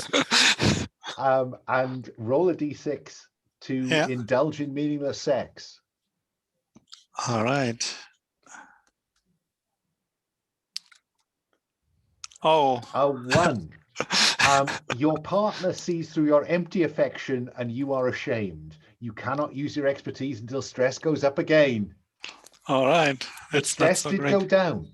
You know, it did. On the plus side, you are no longer walking the thin line between joining the conspiracy and being dead. I think, right. Okay, I know what I'm doing now. Right. So Nadine emerges from her massage, looking slightly shamefaced, Victoria, but nonetheless marginally more relaxed. How, Matthew and Anna, are you going to get together? Because you're all now heading towards that door to the special section. But I'm curious, Matthew, how you are going to get to Anna. Because you know, again, Anna can say, you know, I'm beyond the hot tubs. Turn left, blah blah blah. What do you think? So, did Anna go to the staff meeting room or something like that? Because I wonder if they could meet up there, since Matthew's kind of in the behind the scenes area anyway. Of course, yes. No, that would make perfect sense. So yeah, I'm very happy for Anna to be there drinking coffee. Anna, I think for just to make no, you tell me, did you go to meet Mikos, wasn't it, the other janitor, or did you wait until Mikos has finished in there so you could go and be on your own? I'll if I'm going to meet Matthew, I'll wait until Mikos is. I mean, I'll spend a little time with Mikos, but then he goes on his break. But then he goes off break, and so I'm there alone when Matthew comes in. Okay, and there might be 2 or 1 or 2 other therapists, treatment technicians, whatever, when Matthew is shown in by head of treatments. And head of treatment says, well, look, yeah, I'll leave you here for grab a cup of coffee. I need to just go and check on a couple of things, and then we can talk about the, perhaps, how you could continue to help us improve our service. So the two of you are in the room with one or two civilians. What do we see happen? Matthew, you've just arrived. I think that he gets a cup of coffee and he's drifting over and he's to where Anna is, and he's like, tell me, I'm visiting, how are the clientele? Like, it's just attempting to strike up some kind of small talk so that there's a possibility. As he's saying, also I hear, I haven't been yet, there's a very exclusive area, and you must work around there. Do you see people go in and out a lot? Or like, he's trying to see if Anna has any way in or out yet as well. Excuse me, sir. Are you talking to me? I'm afraid I'm new here. This is my first day, and the elite area is taken care of by other staff. They have their own specialized cleaning area, so I can't tell you anything about that. But I will tell you that you will notice that there is another door out of this staff room, which has a similar key code lock as the one you've seen on the client access, Anna. But it still requires an artifact, yes? It requires a code or a card. The platinum card. Oh, can we see, like, do the staff wear them on a pole chain? Can we see if anybody? The other therapists roll to investigate. Let's see what you can find out, Matthew. If expertise, do you want to ask them about this? Yeah, if he uses authority by saying, they were going to talk to a manager and I think that they got distracted, and I need to get in there to see how our products are being used. Could I address them so I can add at least an expertise? Yeah. And this is really important, so I think I'll add a stress dice just for that. I will do that as well. And as you're having that conversation, I think split screen, we see Nadine and Victoria making their way through the spa, past the hot tub, towards, the Emperor suite. I did roll the dice, and I got a 6 on the expertise dice at least. Well, that couldn't have gone better, could it? So on a 6, you ask this question, and they say, we're not allowed through there, but the code is 666.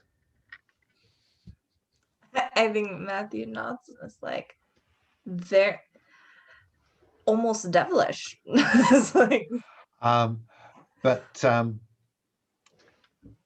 but actually, Rebecca, who used to work with us, she once kind of on a dare went through there, and she lost her job. She left town. We never saw her again. That's why you roll for stress. Okay, got it. Let's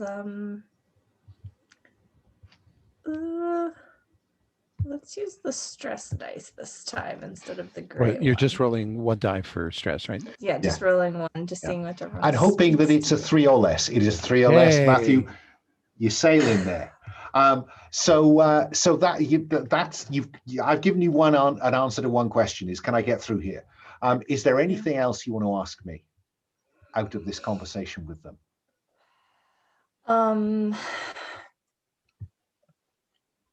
is there anything that the staff use for protection, or like as there are rumors of things going along, like is there something that they carry around? Like we heard that it's, maybe they have a pocket mirror. I don't know, that doesn't make sense, but I think that what I will tell you is that as part of their uniforms, and this they say is, it's how it all breaks, the ethos of the place is that we all get issued with a cross, and she lifts out a cheap crucifix. That doesn't fit with, so I always keep it tucked away inside my tunic because it just ruins the ambience for me. Weirdly religious owners, sometimes they have their little pet things, but I don't know. Good to know. That's but you'll need to wait for a manager. Okay. And then when the other girl taps her on other guy taps him on his shoulder and says, look, we're we have clients in 5, so and they leave the room. Okay. And that, I think we see them leave the room and walk past Nadine and Victoria in the corridor outside. So I'm very happy for the four of you to be reunited in this break room. Yeah. Matthew, there's a little glass window in that security door. Are you inclined to have a look? Yeah, I think you. Yeah, I think you would. I think as soon as they walk in, Matthew is like looks at Nadine and is like, "It's already working. Clearly, whatever you've gone through." It's like, "Yes, your treatments are great." And then we're just gonna take a look in here. And I assume that this is rolling for stress, or is no, not yet. I'm gonna cash in the pursuit that I have in my back pocket at this point. But I'm gonna cash in that pursuit not to chase you, but to pick up Uncle Aurel. Through the glass, you see Uncle Aurel strapped to a gurney being wheeled down a corridor. That We have a Matthew civilian on just site. Yeah, he just kind of snaps into like a very official and is like, they have my uncle here, and then kind of like looks at Anna and is like, all right, what goodies do we have in the cart? How fast can we get this? I think for convenience now, I think it would be worthwhile just allocating these mediums where they're most convenient. So I think that the medium that Anna has, I think, is still Anna's. The medium that Matthew has, do you want to keep that medium, or do you want to hand it over to one of the others? Because it's between whether you and Nadine want to, how you want to split it. I just offer you that chance at this to share load, so to speak. Oh, right. Yeah, if Nadine wants it, I think that you can have it. I think Matthew has like a gun. Who wants to carry the axe? I assume if we brought one. Who's carrying the axe? Do we have multiple axes? I suppose that depends. That depends on circumstances. Yeah. I'm going to get rid of the knives. Okay. I'm going to assume your disguise kit is available, because you never know when you want to pretend to be somebody else, Matthew. But apart from that, So what do you think? Do you want to hand over some of that medium stuff to Nadine, or what? Let's see who has trade. Yeah.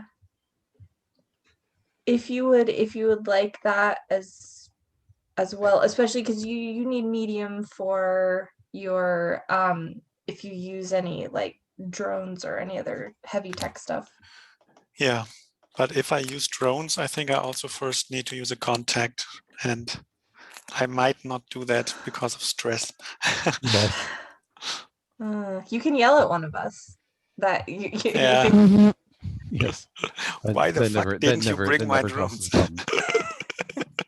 Yeah, I mean, Before we do anything else, I do want to just review which member of the team do you care most about and least about at this point, just in case it push comes to shove. Now, Anna, last time you told me that you cared most about Matthew. Has anything changed? No, not Okay. in that regard. But I will now ask you who you care least about.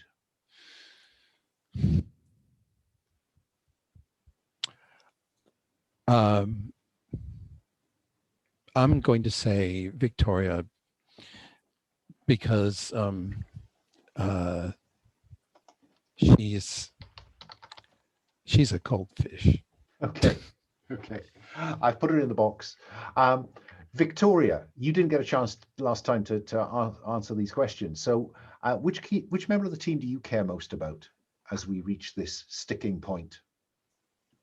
I kind of want to play into being a cold fish now. I think it's probably two, but in the way that you care about a screwdriver that's seen you well through the years. Yeah, very useful tool. Useful tool. Yeah, that's why I care the least about her, because she treats me as a tool. That was exactly what you said, I think. Yeah. As we move across, then Nadine, you cared most about Anna last time. Has that changed?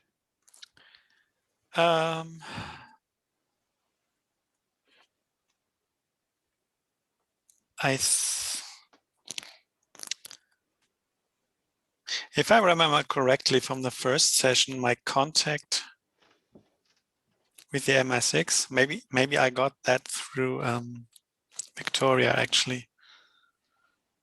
Yeah. So I think I might actually care more for Victoria. Fine. So swap out Anna for Victoria.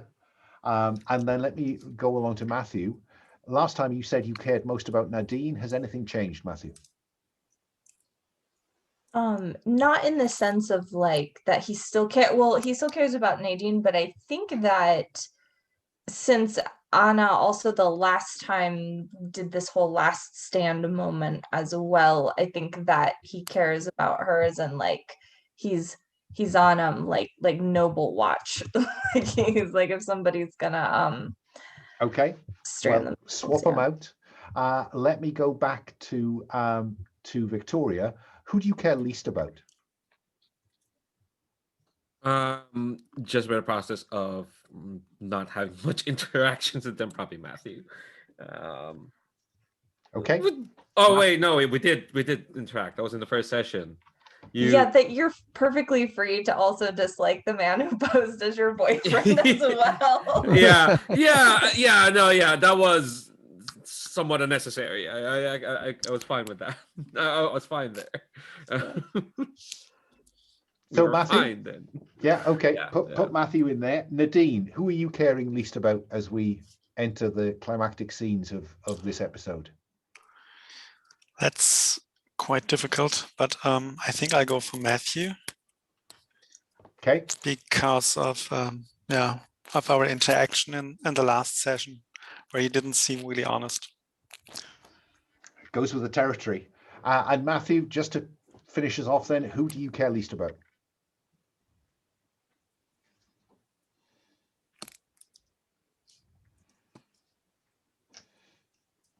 This isn't care not at all, just least. Oh, you are muted.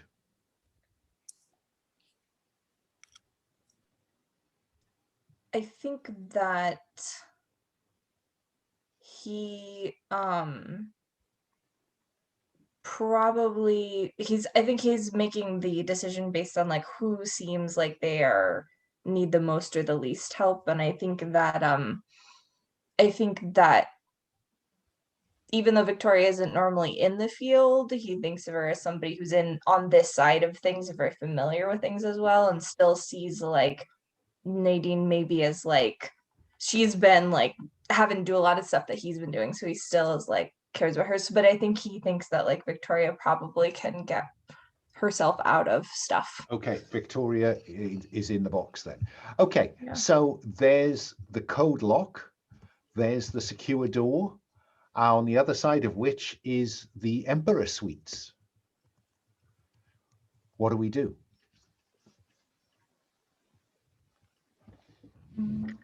Oh, Nadine, did you take the medium? I'll just uncheck that. I have not, but I can do that. Okay.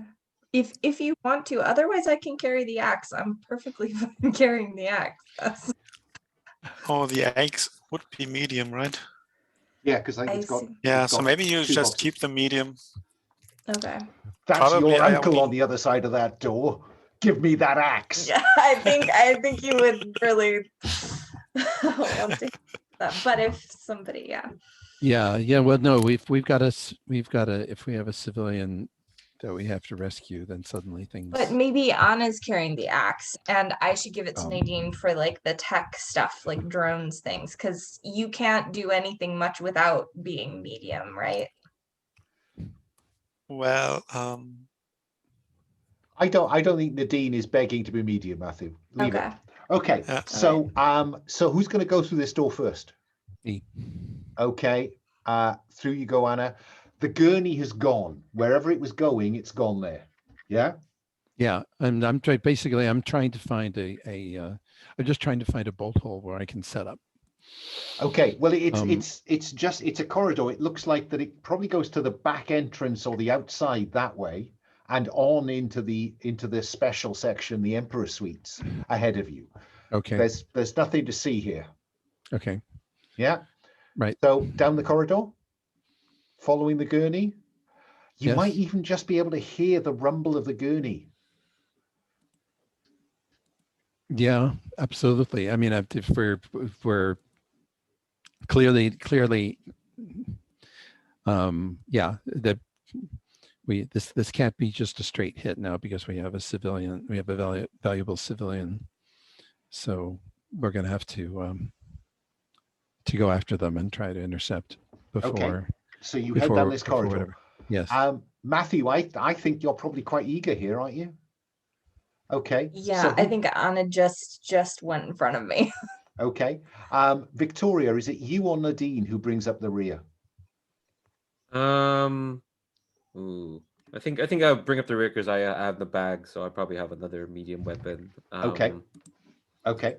I should probably pull that out, but I don't know what it is yet. What it is, but you know, she's armed for bear. Okay. So you go around the corner, and like 5 paces away, in front of another door, is Minder 1.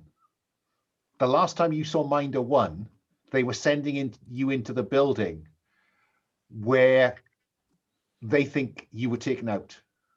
What do you do? Jesus.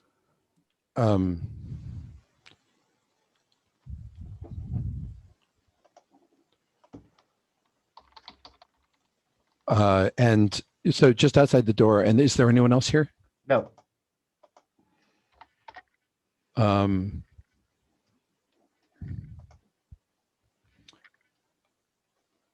going to try to, if I've got surprise, I'm going to try to take him out. Okay. So confront the. What are you carrying at this point? Is it an axe? If I've got a hand weapon, I was thinking a machete is a little. Okay. So Is a little more appropriate. Add machete. Take the 5 steps and aim to come to blows with him. But Minder 1 is nobody's fool. Minder 1 has a small submachine gun, one of those compact SMGs. Yeah. And when you come around the corner, you see him, he sees you, and you in slow motion we'll see the SMG coming round towards you as you go at him with the machete. Yeah.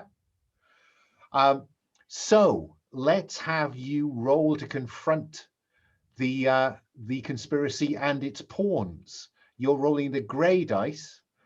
You have your expertise at the moment, I think, don't you? Yeah, everybody has. Oh no, Nadine is still in difficulties. So you're rolling the orange dice for expertise. Would you like to include the stress dice? Yes, very much. He's using an automatic weapon. So would you also highlight the pink dice at the top of the failure dice there? because there is a chance that he will hurt you before you hurt him. Is your objective to subdue or kill? Kill. Kill. And you roll 6 on the stress dice. So describe what we see, because there is a spray of fire. Okay. Silenced submachine gun. Right. There is a spray of fire, and I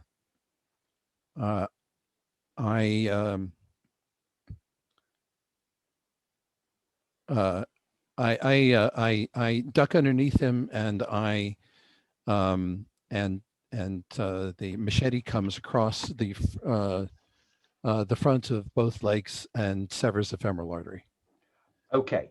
Now, blood fountains. Okay. Now, he is a paramilitary contractor, just like you. You need 2 successes to take him out, but you rolled a 6. Yes. So what special thing would you like to happen? You'd like the 2nd success, wouldn't you? I would, very much. Okay. Yes. And he goes down in a spray of blood. Minder 1, you think, is the person who set you up. And clearly he now works for the conspiracy. Clearly. The 5 you rolled on the failure dice is lower than that 6. So no problem. You don't get hurt at all, but you do need to increase your stress by 1, because that stress dice is what got you there. Yep. Yeah. Because fuck, 6 are here. So that all happens. Matthew, the door beyond appears just to be a swing door. What do you do? His instinct would probably be to... Is there a window in it? Can he see it before he pushes through? No. Okay. All right. Then he's just gonna go push right through that. Step over the pooling blood of Minder 1 as Anna gets to her feet, and you just go into the room. Nadine, you're the next person up. What are you going to do? Well,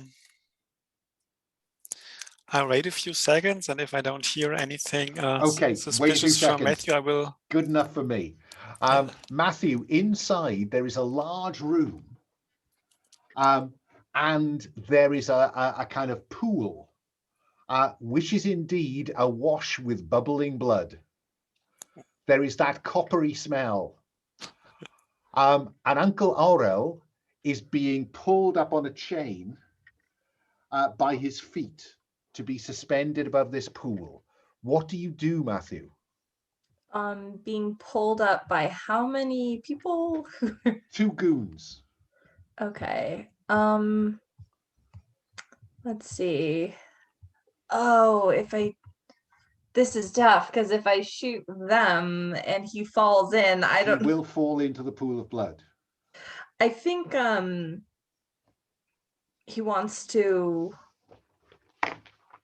Oh, he's still dressed as the person who came in, right? Yes. I think he sees the blood, he can smell it, and he walks over to the goons and makes to hold it themselves and is like, "What are you doing? Mistress was looking for, she needs assistance there." And that would be the perfect ploy if Mistress didn't at this point surface from the pool of blood. So you've gone over there, you've said this, she surfaced from the blood, she's looking at you and at Uncle Aurel, and her fangs emerge. Nadine, nothing untoward has happened. There's been no gunfire, no screaming. What do you do? Just wait. No, if my intention was to wait if I hear something suspicious. So I don't hear anything suspicious. So I'm entering the room as well. Fine. And thinking everything is fine. And that's the point at which Mistress stands naked, covered in blood, from the pool. Anna, you're back on your feet. So are Victoria. Victoria, what are you intending to do before I ask Anna what she's done? Yeah, I think gotta get the civilian out of the way. Yeah, of course. But remember priority. If we don't deal with the target today, there'll be more civilians in trouble in the future. And that means, what do you do, Victoria? when you do you enter the room or not? And if you do, what do you do when you see that tableau before you? Yeah, I think I am going to. I think like I'm kind of like, as we're going in, I feel like I should be declaring some kind of contact, but that might be just because I want to. Well, I mean, you might. Yeah. You know, is this the time when you tell us that you contacted someone to try and plant a bomb in here? I mean, more like plant a bomb on to yeah, because I don't think this is not gonna lead this. This is are we under the ground, or are we still like in the spa? Like, I think almost certainly you've gone down some stairs on your way here. okay, Yeah, all right, cool. yeah. This has to be subterranean, doesn't it? Yeah. What? You ever seen vampires up in the sky? That's Exactly. You know, you never find them, you know, in penthouses in the sun. So what are you going to do, Victoria? Yeah, I do want to have someone planted a bomb, honestly. So I think as right before we're going in, I'm texting my my contact, who's like a banging burner. That's a fun term. I'm just texting Y/N ? Basically to ask, is the package secure? You mark stress Mhm. to call a contact. We flash back to you having a conversation with a guy called O'Rourke, who is a freelance bomb maker. Now he can't solve the problem for you. He can give you fictional positioning to solve a problem. So what this means is that you have a bomb. Cool. Yeah. Yeah, so it means you have a bomb and you can roll with the expertise of having a bomb. You have the heavy weapon, yeah? Or not you have the actual heavy weapon, yeah? Yes, yeah. So you have this package, you know, whether it looks like a bunch of dynamite and a timer, or I don't know, but, you know, you have that in the bag. Lovely. What do you want to do with it? Yeah. As Uncle Aurel swivels round and catches your eye. Yeah, I'm going to assume my colleagues are gonna keep the attention of Mistress, because apparently Matthew is, according to the chat, is about to make a flying leap with the axe. So, but I think I pre-warned them that, like, look, I'm gonna put a bomb in this room, and I'm gonna set it off as a distraction. Mainly to like maybe seal off one of the other like doorways leading into here, so that Mistress can't get out unless they have to get through. She has to go through us. Go through you. Okay. Yeah. There is a door, an archway on the other side of the blood pool, where that's where you want to create an obstruction with your bomb. Yeah. Yes. Okay. So you don't have heavy weapons expertise, but you do have a heavy weapon. So you can roll with the gray dice and the blue dice and include the stress dice if you want. Yeah, I am going to make you roll one of the failure dice, the top right failure dice, because there might be some, you know, blowback. Yeah, but that's so many dice. What could possibly go wrong? Okay. So a 6, it works perfectly. Not only does it create an obstruction, it will create a very significant obstruction. So not even Mistress's great strength will get her through there in one. She will have to exert some time to get through that archway and out. Yeah. The 6 on the failure dice means that there is some blowback. So I'm just going to inflict a stress on you, Victoria. Yeah. And it sounded, Matthew, like you had a plan. What you are muted, but we are very curious to know where this flying leap is aimed. The instinct is to leap directly at the Mistress. I don't know if I should deter her into the waiting arms of someone else, though, as well. Difficult to do while you are in midair. Yeah, yeah, I think that will put you in the pool of blood. yeah. And I think that seeing her surface like fully, naked, dripping, etc., super close to his uncle, I think he will pull out the axe, and as he's headed that, he's going to murmur in Romanian, his cross out like in numele Tatălui, Fiului, Spiritu Sfânt. It's just like, and as he's like diving forward to try and aim for her neck. Okay, and you are wearing a symbol of faith, so I am going to deter her and have her shy away from you, which will give you what amounts to, in the old days, I used to call a free hack. So you are rolling to confront them, confront her and her minions. You are rolling. You have fight expertise, so you're rolling with expertise. You could use your stress dice if you want to. She would normally roll 2 of the failure dice, but because she's shying away, I'm not going to have her do that. So you're just rolling your dice. What is your objective? I think it's to at least start an idea, like not start a beheading, but try Aiming and at the neck. Aiming at the neck. Fine. Let's see how that goes then. All right. Here we go. Whew. That's not bad, is it? And you have to roll one of the failure dice, right? Yeah. No, because she's shying away. No failure dice. Okay. So no. No. So on a 5, you succeed with no obvious complications or benefit. You inflict 1 success on the mistress. It will take at least 3 to kill a vamp. Yeah. Let me go to Anna, who's having stood up in the blood of her old friend, has now come into the room behind Nadine. What do you do, Anna? I am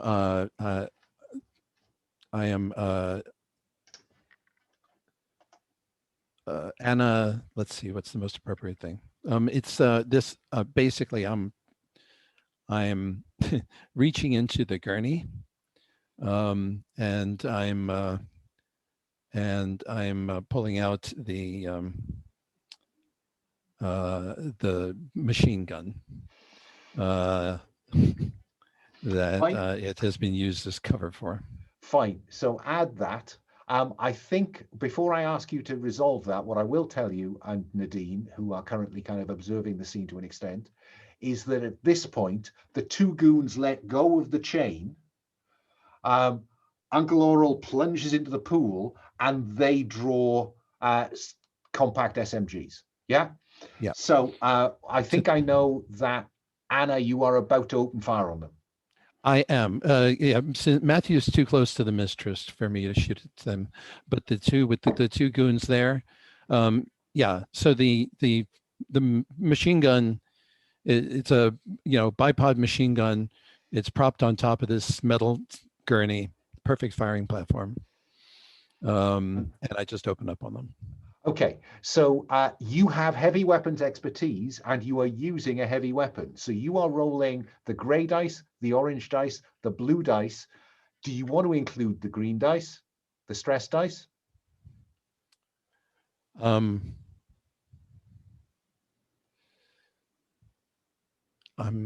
see. My stress is I'm still feeling pretty good. So stress dice are in? Yes. There is a chance that they will get off some shots at you, so you're rolling the top right failure dice. So you're rolling everything but the bottom 2 failure dice. Okay, so you roll a 5 on your expertise dice. They roll a 5. So you are going to succeed. This is an area effect weapon. I'm going to allow you to take them both down. Yeah? Yes. But you are going to take a consequence as well. Okay, so you are going to roll a d6. They are goons. So happily, you will add 3 to that dice, and a high number is a good number. Okay. Any dice you fancy, as long as there's only one of them. We'll go with the canonical gray die here.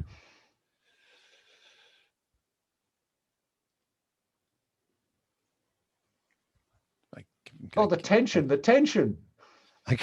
I'm trying to get some of their. Oh, it's the great die. However many dice roll. There are 4. 4, 5, So 6, 7, 4 plus. You were lucky this time. It hurts, but you'll live. Nadine, what are you going to do? Uncle Aurel is in the water. So is Mistress. Matthew is also now standing waist deep, wielding an axe at her. What do you do, Nadine? Is Mistress completely under the? No, she's standing there up to Yeah. her So waist. I'm try to have her looking at me, Okay. and I pull a makeup mirror out of my dressing gown. Okay. And Let's- I try to force her to look into it. I think that is rolling to do something else. So let's see if you can catch her eye. So I'm not seeing particular expertise in the wielding of a makeup mirror. So it's the grey dice. Do you want to include the stress dice? I think I probably should. Let me see. I think I'm at 4. Yeah, I will do that. No, 4. That's nothing. It's definitely quite an absurd scene. Me in my dressing gown, fighting the vampire. Okay, so 5 on the stress goes dice. up. And she again backs away. So Matthew, you will again be safe this time round. But let me ask Victoria first what Victoria's going to do. Yeah. I think. So we've sealed off the place. She can't really. Well, there's like one more way. Well, yeah, there's like one way. Time. She's strong enough to do it, but it would take her time. Yeah. Well, I mean, it's like she can maybe go through the door we went through. But go through me. Yeah, she just go to Anna. So you could help get Uncle Aurel out of the water, or if you have an axe and you want to jump in. Yes, Uncle Aurel is probably should drown in blood if nobody helps him. Yeah. Let's not let him drown in blood. Because Uncle Aurel, of course, his hands and feet are tied. So. Yeah. I'm gonna like dive into the blood. Into the blood. Yeah, and try to. The bloodbath. Okay. Let's have you roll to do something else to see if you can get Uncle Aurel's head above the blood. Yeah, I don't know if I have. I think I would count hand-to-hand combat as a degree of expertise for this. Stress dice is up to you. Yeah, you may want to have a knife. I kind of want to risk the stress. I'm like, okay, one away. Go with the stress dice. Oh, you're on 5 stress. Are you sure you want to risk the stress? We're nearing the end, so this is probably like one of the last rolls. Wow, you got all the way up to 5 stress. And no, we don't want to lose Victoria. I kind of want to. Okay, Victoria, go for it. All right. Wow. So a 1 on the stress dice means you are nowhere near cracking. A 6 is perfect. Uncle Aurel is not only above the water, but he is cut free. Give yourself a knife. But you're in a bucket of blood with a vampire. And you've seen Matthew just land a substantial axe blow on her. And she's still functional. So would you roll for stress, please? Because that 6 earns you intel, but it also costs you a stress roll. Okay. Remind me, what do I need to if you roll? Currently your stress is 5. If you roll a 6, your stress will reach 6 and you will crack and tell me what happens, or ask me what happens. Oh, come on. It's a 1 in a 6 chance. What are the odds? 1 in 6. Oh, there we go. Yeah, 1 in 6. Yes, right there. Well, that's a 4, though. That's 4. Your stress does not go up. Nadine, I'm conscious you are also on 5 stress. There is no masseur available to have unconscionable sex with. Is there anything do you want to try to seek relief from the horror, or are you wanting to do something else? Think about that while I go to Matthew. Yeah. Matthew, you're in there. Mistress was shied away when the reflection of the mirror hit her. What do you do? I think he's gonna go again. He's going again. He's going again. He's going again. Back so in. Again, I'm going to give you the benefit of not having to face her. You're rolling with expertise, you can include the stress dice if you want to. Yes, this is still a very stressful situation. I think it rolled once when I was selecting it, but I hadn't selected worry. everything. So now I've got, these are some interesting numbers. So he's just gonna try and hack again. Oh my goodness me, that's a 6 on the stress dice. Stress goes up by 1. You're fighting a fucking vampire. What do you expect to happen? But a 6 is 2 successes. So you can mark intel and apply another 2 successes. You have now, the neck is loose. And that's when she uses her spider climb power to just go straight up one of the pillars onto the roof, onto the ceiling of this building. Oof. Okay. Good. Because it's my turn. Anna, what are you going to do? Perfect. She has moved away from Matthew. I'm going to try and knock her down. She's kind of 15 feet up. Yes, I'm just gonna elevate the machine gun and spray her with machine gun fire. Yes. Now, and I'm going to use a stress here. Oh. Do we have silver bullets? To have visited a very shady pawnbroker shop. They have in a back room there, they have material for casting bullets, and it indicates my special orders here, and it's a clip of silver machine gun bullets. Or machine gun bullets with silver tips, I should say. Okay, so eject one magazine, slam the other one in, right, and let loose. Can I seek relief from the horror before that? You can. Because given that Anna is the one with only 3 stress now, or 2 before that, yeah, I wanted to seek relief from horror by shouting at her. Well, why? Why? She's just killing people. Exactly. So, but Anna is complaining about her not focusing on the vampire, but killing the goons. Right. Don't shoot the fucking goons. Kill the vampire. Yeah. Okay. So reduce your stress. But she's actually screaming all that in German because she is so stressed out. That's fine. Anna knows German. And so, Nadine, reduce stress by 1. Scheiße. Reduce stress by 1 and roll a d6 to verbally abuse, bully, or shame someone. All right.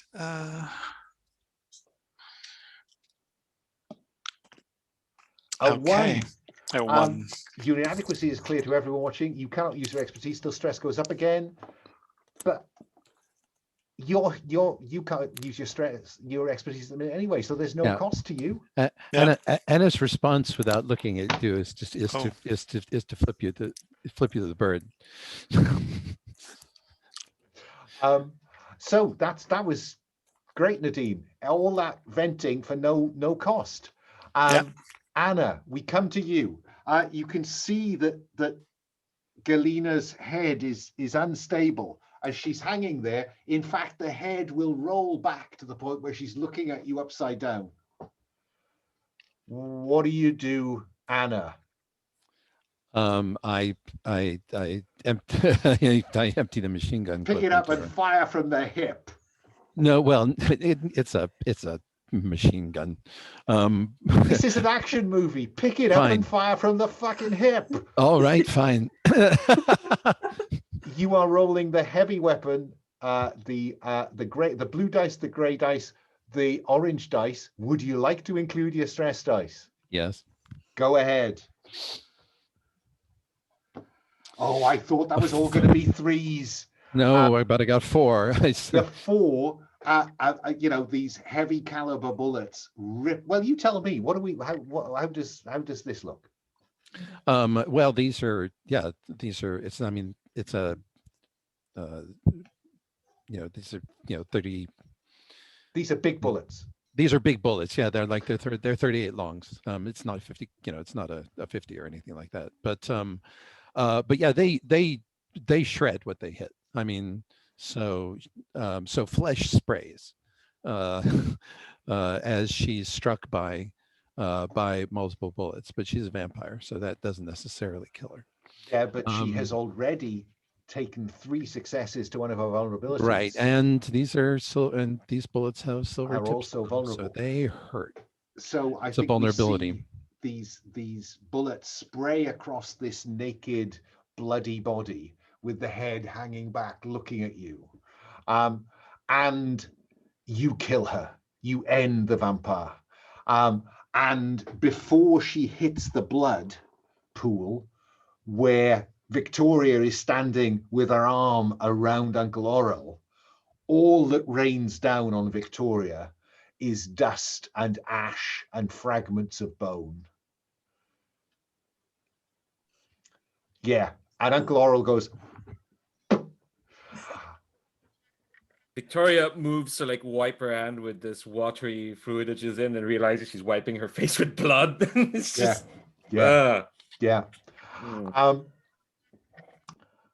I don't think exfiltration is going to be a challenge, because you've taken, you've moved your friend from a previous op, Victoria. Minder 1 is already gone. The goons in here are gone. I think if you go back the way you came, you are just going to find terrified cosmetologists. We might walk under the showers on the way. We might find the real showers. Oh no, it's much cooler if you come out the front of this spa. You're bloody from the waist down. Victoria's bloody from the waist down with blood on her face. Uncle Aurel is an Orthodox priest whose black robes are caked in blood and whose beard is stiff with it. And I guess peculiarly it is Anna who simply has bloody boots where she stood in Minder 1's blood pool. And Yeah. Nadine is looking cool as a cucumber in her dressing gown. Yeah. Nadine has gotten beauty treatments, in fact. and I'm just imagining, the most bizarre kind of Reservoir Dogs moment as we cut to you walking up the street, looking like that. And that, I think, is our game. Yay. Amazing. That went very well, folks. Thank you for that. Thank you. Lovely setup that you handed me, and I've been waiting for opportunity to get Minder 1 on scene, and I just, that was tonight. Let's do a quick kind of roses and thorns, if you would, because we are still technically in playtest. Let's go to Brandon. Brandon, any roses?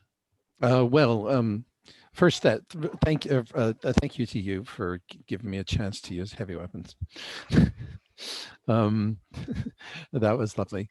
The Matthews charging into the pool of blood with an axe against the vampires, I think was the thing that sticks most in my mind. Yeah, that's my uncle. I did look up in the name of the Father, the Son, and the Holy Spirit in Romanian to double check my pronunciation. I was very impressed. I was very impressed. Stay away from my uncle, you bitch. That was also another option as well. Yeah. Let me go across. Leandro, any roses? Yeah, I think I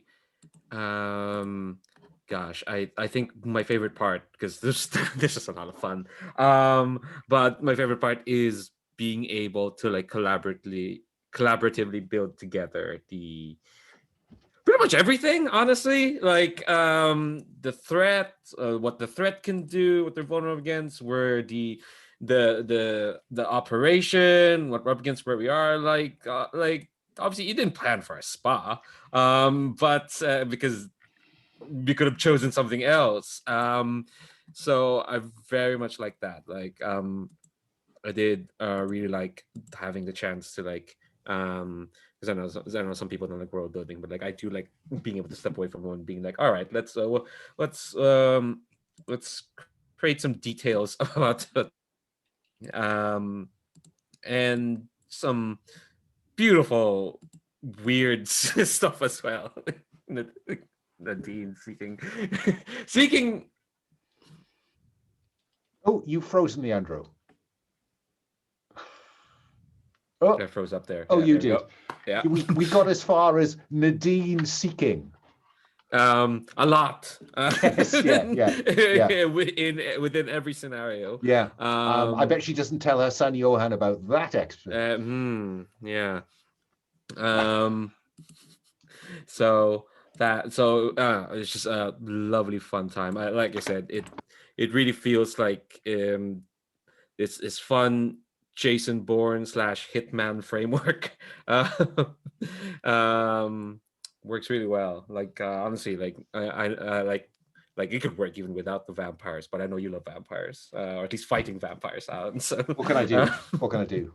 Yeah. You know, I'm in a quarterly of Night's Black Agent Express at the moment. You know, I'm just in the groove. Let's move along. Danielle. I will come to Danielle in a moment. Daniel, any roses? Yeah, for sure.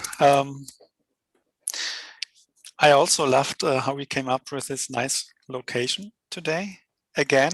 So this seems to work really well. And I think the prompts that you have available that really help. I guess it would be not as easy if it were completely free. So yeah, I think, you know, I think it is important to give people cues to the kinds of places. yeah. So good. Yes. I'm because you could just say, where are you? That's asking quite a lot of people, I think. Yeah. And I loved how the combination of the choices we made led to this very specific weird place, which probably no one would have invented on their own like that. Yeah. And again, the mechanics worked really well with stress and intel. Yeah. I mean, yes. I mean, when we get onto thorns, I'll tell you something about intel and stress. But yeah, no, yeah, that was good. Thank you, Danielle. Any roses?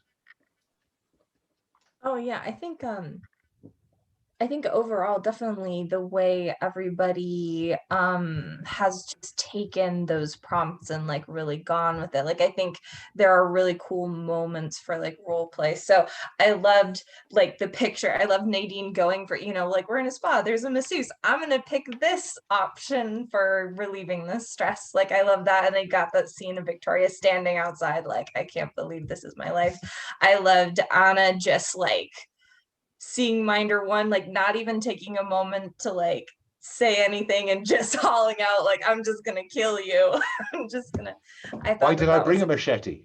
Yeah, why would I do this if not to kill this person? I really love to see like the development of the characters among each one, and even it worked in the session where Victoria wasn't there, that it still felt like tonally still consistent with everything, and it was great. And when she came back, she was just right back on board. So that was cool to see that the system. Victoria's a professional. Yeah, and I really loved the moment of getting to like get a little bit real with Uncle Aurel about like, you know, I'm not sure this is really my business, and that great response about being like, no, this is humanity's business. I thought was such a fun overarching take. Yeah, and you know, thank you for, you know, putting Uncle Aurel, you know, my overarching rose is thank you for putting Uncle Aurel in the crosshairs, because if you hadn't, he wouldn't have been in play, and I'd have, you know, maybe, you know, Jonas would have gone on a trip. I don't know, but having Uncle Aurel in the crosshairs was just spot on at that point. So thank you. My roses, yeah, you know, Anna going underneath the automatic fire, sliding along the road and taking out the femoral artery, you know, very, you know, cinematic approach. Nadine, if in doubt, get a mirror out. You know, I've got you. And the deterrence, I have to say, worked very neatly in that respect. Maybe too easy, I don't know, but we'll worry about that. I loved the conversation between Matthew and his uncle, you know, just to reciprocate that. I thought it was really nice. And Victoria, it was great, that conversation, because I'm sitting here thinking, Navarro, what the fuck's Navarro? Did Navarro come up in the first session? I didn't. That was just me riffing. Yeah, just you kind of spitballing. So yeah, that was nice, and a good use of, you know, the approach to the obstacle. So my thanks to all of that. Okay, any thorns? Let's go back round. Brandon, thorns. I wanted to, I wanted someone to get mauled in this last scenario because we were fighting a vampire. The battle felt a little one-sided. Yeah, I think is deterrence too potent? Yeah, I think the deterrents were a little too potent. What's going through my mind is that the vampire in this case would have had 2 failure dice. I think a deterrent would reduce it to 1. That's what I thought you were doing, and Yeah. until you corrected. Yeah, I went too me. much with the narrative and forgot the didn't think about the mechanics. It's Yeah, not and written maybe that way, and maybe deterrents have a diminishing returns kind of thing. yeah, You know, yeah. First exposure. ... Right. You know, it's. Yeah, no, I that was what was going through my mind when I kind of went with, hell, you know, Danielle, you'd looked up the Romanian. No, You know, That that had was- to be worth something. I honestly, I think I wonder if also like reducing the number of dice we could roll, because a couple times we rolled straight like 2 1s, and then like it was the heavy artillery dice that she got to roll. So maybe if it's a you really have to have a very specific explanation for the expertise or something like that if you're using it against a vampire, or maybe nobody has it at that point. But I honestly think it was a combination of like, if Nadine hadn't pulled out the mirror, I was like, Matthew's gonna get just chomped immediately. So I think you doing that as well kind of like uniquely did that. But yeah, I think that could definitely, if you want to make it last thought. Yeah, no, I agree. Leandro, any thorns? It's a very silly one, but I kind of wanted to fail that stress roll. I was setting Victoria up to turn. Making her, I was so call worried them, I was going to be in a hot tub with 2 enemies. Because I've been credibly accused of leaning into failure almost too much, honestly. I love Schadenfreude. Also, it would have meant that, you know, my sneaking suspicion that Victoria was part of the conspiracy all along would have been borne out. Yeah. I mean, come on. Someone who's used to controlling people, who loves excitement, who just wants excitement. It's not that hard to turn her over. So you don't have to. That's honest just view. me. Honest view is all of MI6 is suspect except me. Yeah, honestly, like you don't have to take this into account. It's just me wanting Well, to. I mean, to do that. maybe there does need to be an option there that you can go from 5 to 6. You know, if you choose to. You know, I my feeling always is I don't mind playing to lose, but I like to choose when. Yeah. I think some kind of, I'm not sure like what that would be. Because well, I think if it heroic happened, failure or something, I don't know. If it had happened like in the middle, like it probably would have elongated the fight a bit. Because you'd have another NPC to play with. If we hadn't gotten her neck in so much trauma immediately, one of the things that Daniel picked was tempt the victims first, so that could maybe have like you could have narratively chosen. Yeah. I think that does kind of lead back to like I did wish we could have had some banter with her with Vampire. We went straight into it. Well, a narrative made sense. Matthew was not going to banter with someone. There was not a lot of but there's another person. Yeah, it with must be regard to said. Minder 1, right? I mean, Anna's reflex was to kill him. Mhm. But, it's the kind of thing where afterwards, on the way out, she looks down at his corpse and her face, her face contorts. It's like, fucking, and she gives him an extra kick and goes, what a shame. But yeah, because I think she would have gone for Victoria in terms of tempting, simply on the grounds that you're the handler, you're the most, persuasive individual. So you are the attractive option. So yeah, I give that some thought. I'm struggling for the moment. Maybe some kind of moment of truth, kind of like scene where like you can create like a big change in narrative, but you'd have to give up your character. Yeah, that's the trade-off. yeah. Dot. Moment Okay. of truth ideas. Yeah, like maybe we do kill the vampire, but then Victoria is nowhere to be seen, and she's the new threat in the next cycle. Yeah, no, I get that. Daniel, any thorns? Only minor ones. I think we didn't really use much about from the different options how to use intel. So I think maybe in a longer campaign, this could actually come up more. What I am thinking about is their need, because you earned some intel during that, and then there needs to be some way perhaps of spending that intel during the op, which currently isn't on the table. And maybe it could be just to reduce stress. I don't know. I'll give that some thought. But yes, I think you're right. I kind of envisage this as running for 4 to 8 sessions. I think is probably a sweetish spot. Yeah, so that's not really a thorn, of course, because it just shows that the game is probably well suited for a somewhat longer campaign. Yeah. Then also we could probably incorporate more of our character relationships and our relationships to the anchor. One other thing where I'm not sure is when we define the threat, if it would be possible to have that come more from the fiction instead of just saying what we I mean, found that's out. tricky. But then it would be probably something that takes a bit longer.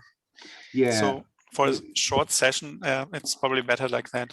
I mean, I as I think I said on Twitter, if you wanted, there's no reason why the GM couldn't construct this and then drop the clues in as you go. It's just not intended to require that much prep, if I'm honest. Yeah. And Danielle, any thorns apart from those tightening up that you mentioned earlier? No, I think that I think that it was, I haven't played any of the systems that this is based on initially either, like I haven't played any Cthulhu games yet or something like that. So it took, if this structure is like super intuitive, it took me like a second to kind of like get in, and I didn't even realize until this session I had forgotten the different things that you could use on intel for. Like you can use intel for a lot, which is really cool. I assumed that you could only take stress down via the seek relief move, because that really would, especially by 8 sessions, that would be really difficult to do if that's the only way. But no, I thought that it was really, I got into it, and I think that, honestly, just the only comment, I really like that for all of the things going on, I think that the way that it bounces it back to the narrative prevents it from being all just about the little crunchy numbers. And there's a lot of like heart and fun role play moments, which I know are hard to come by sometimes, even in a dark game.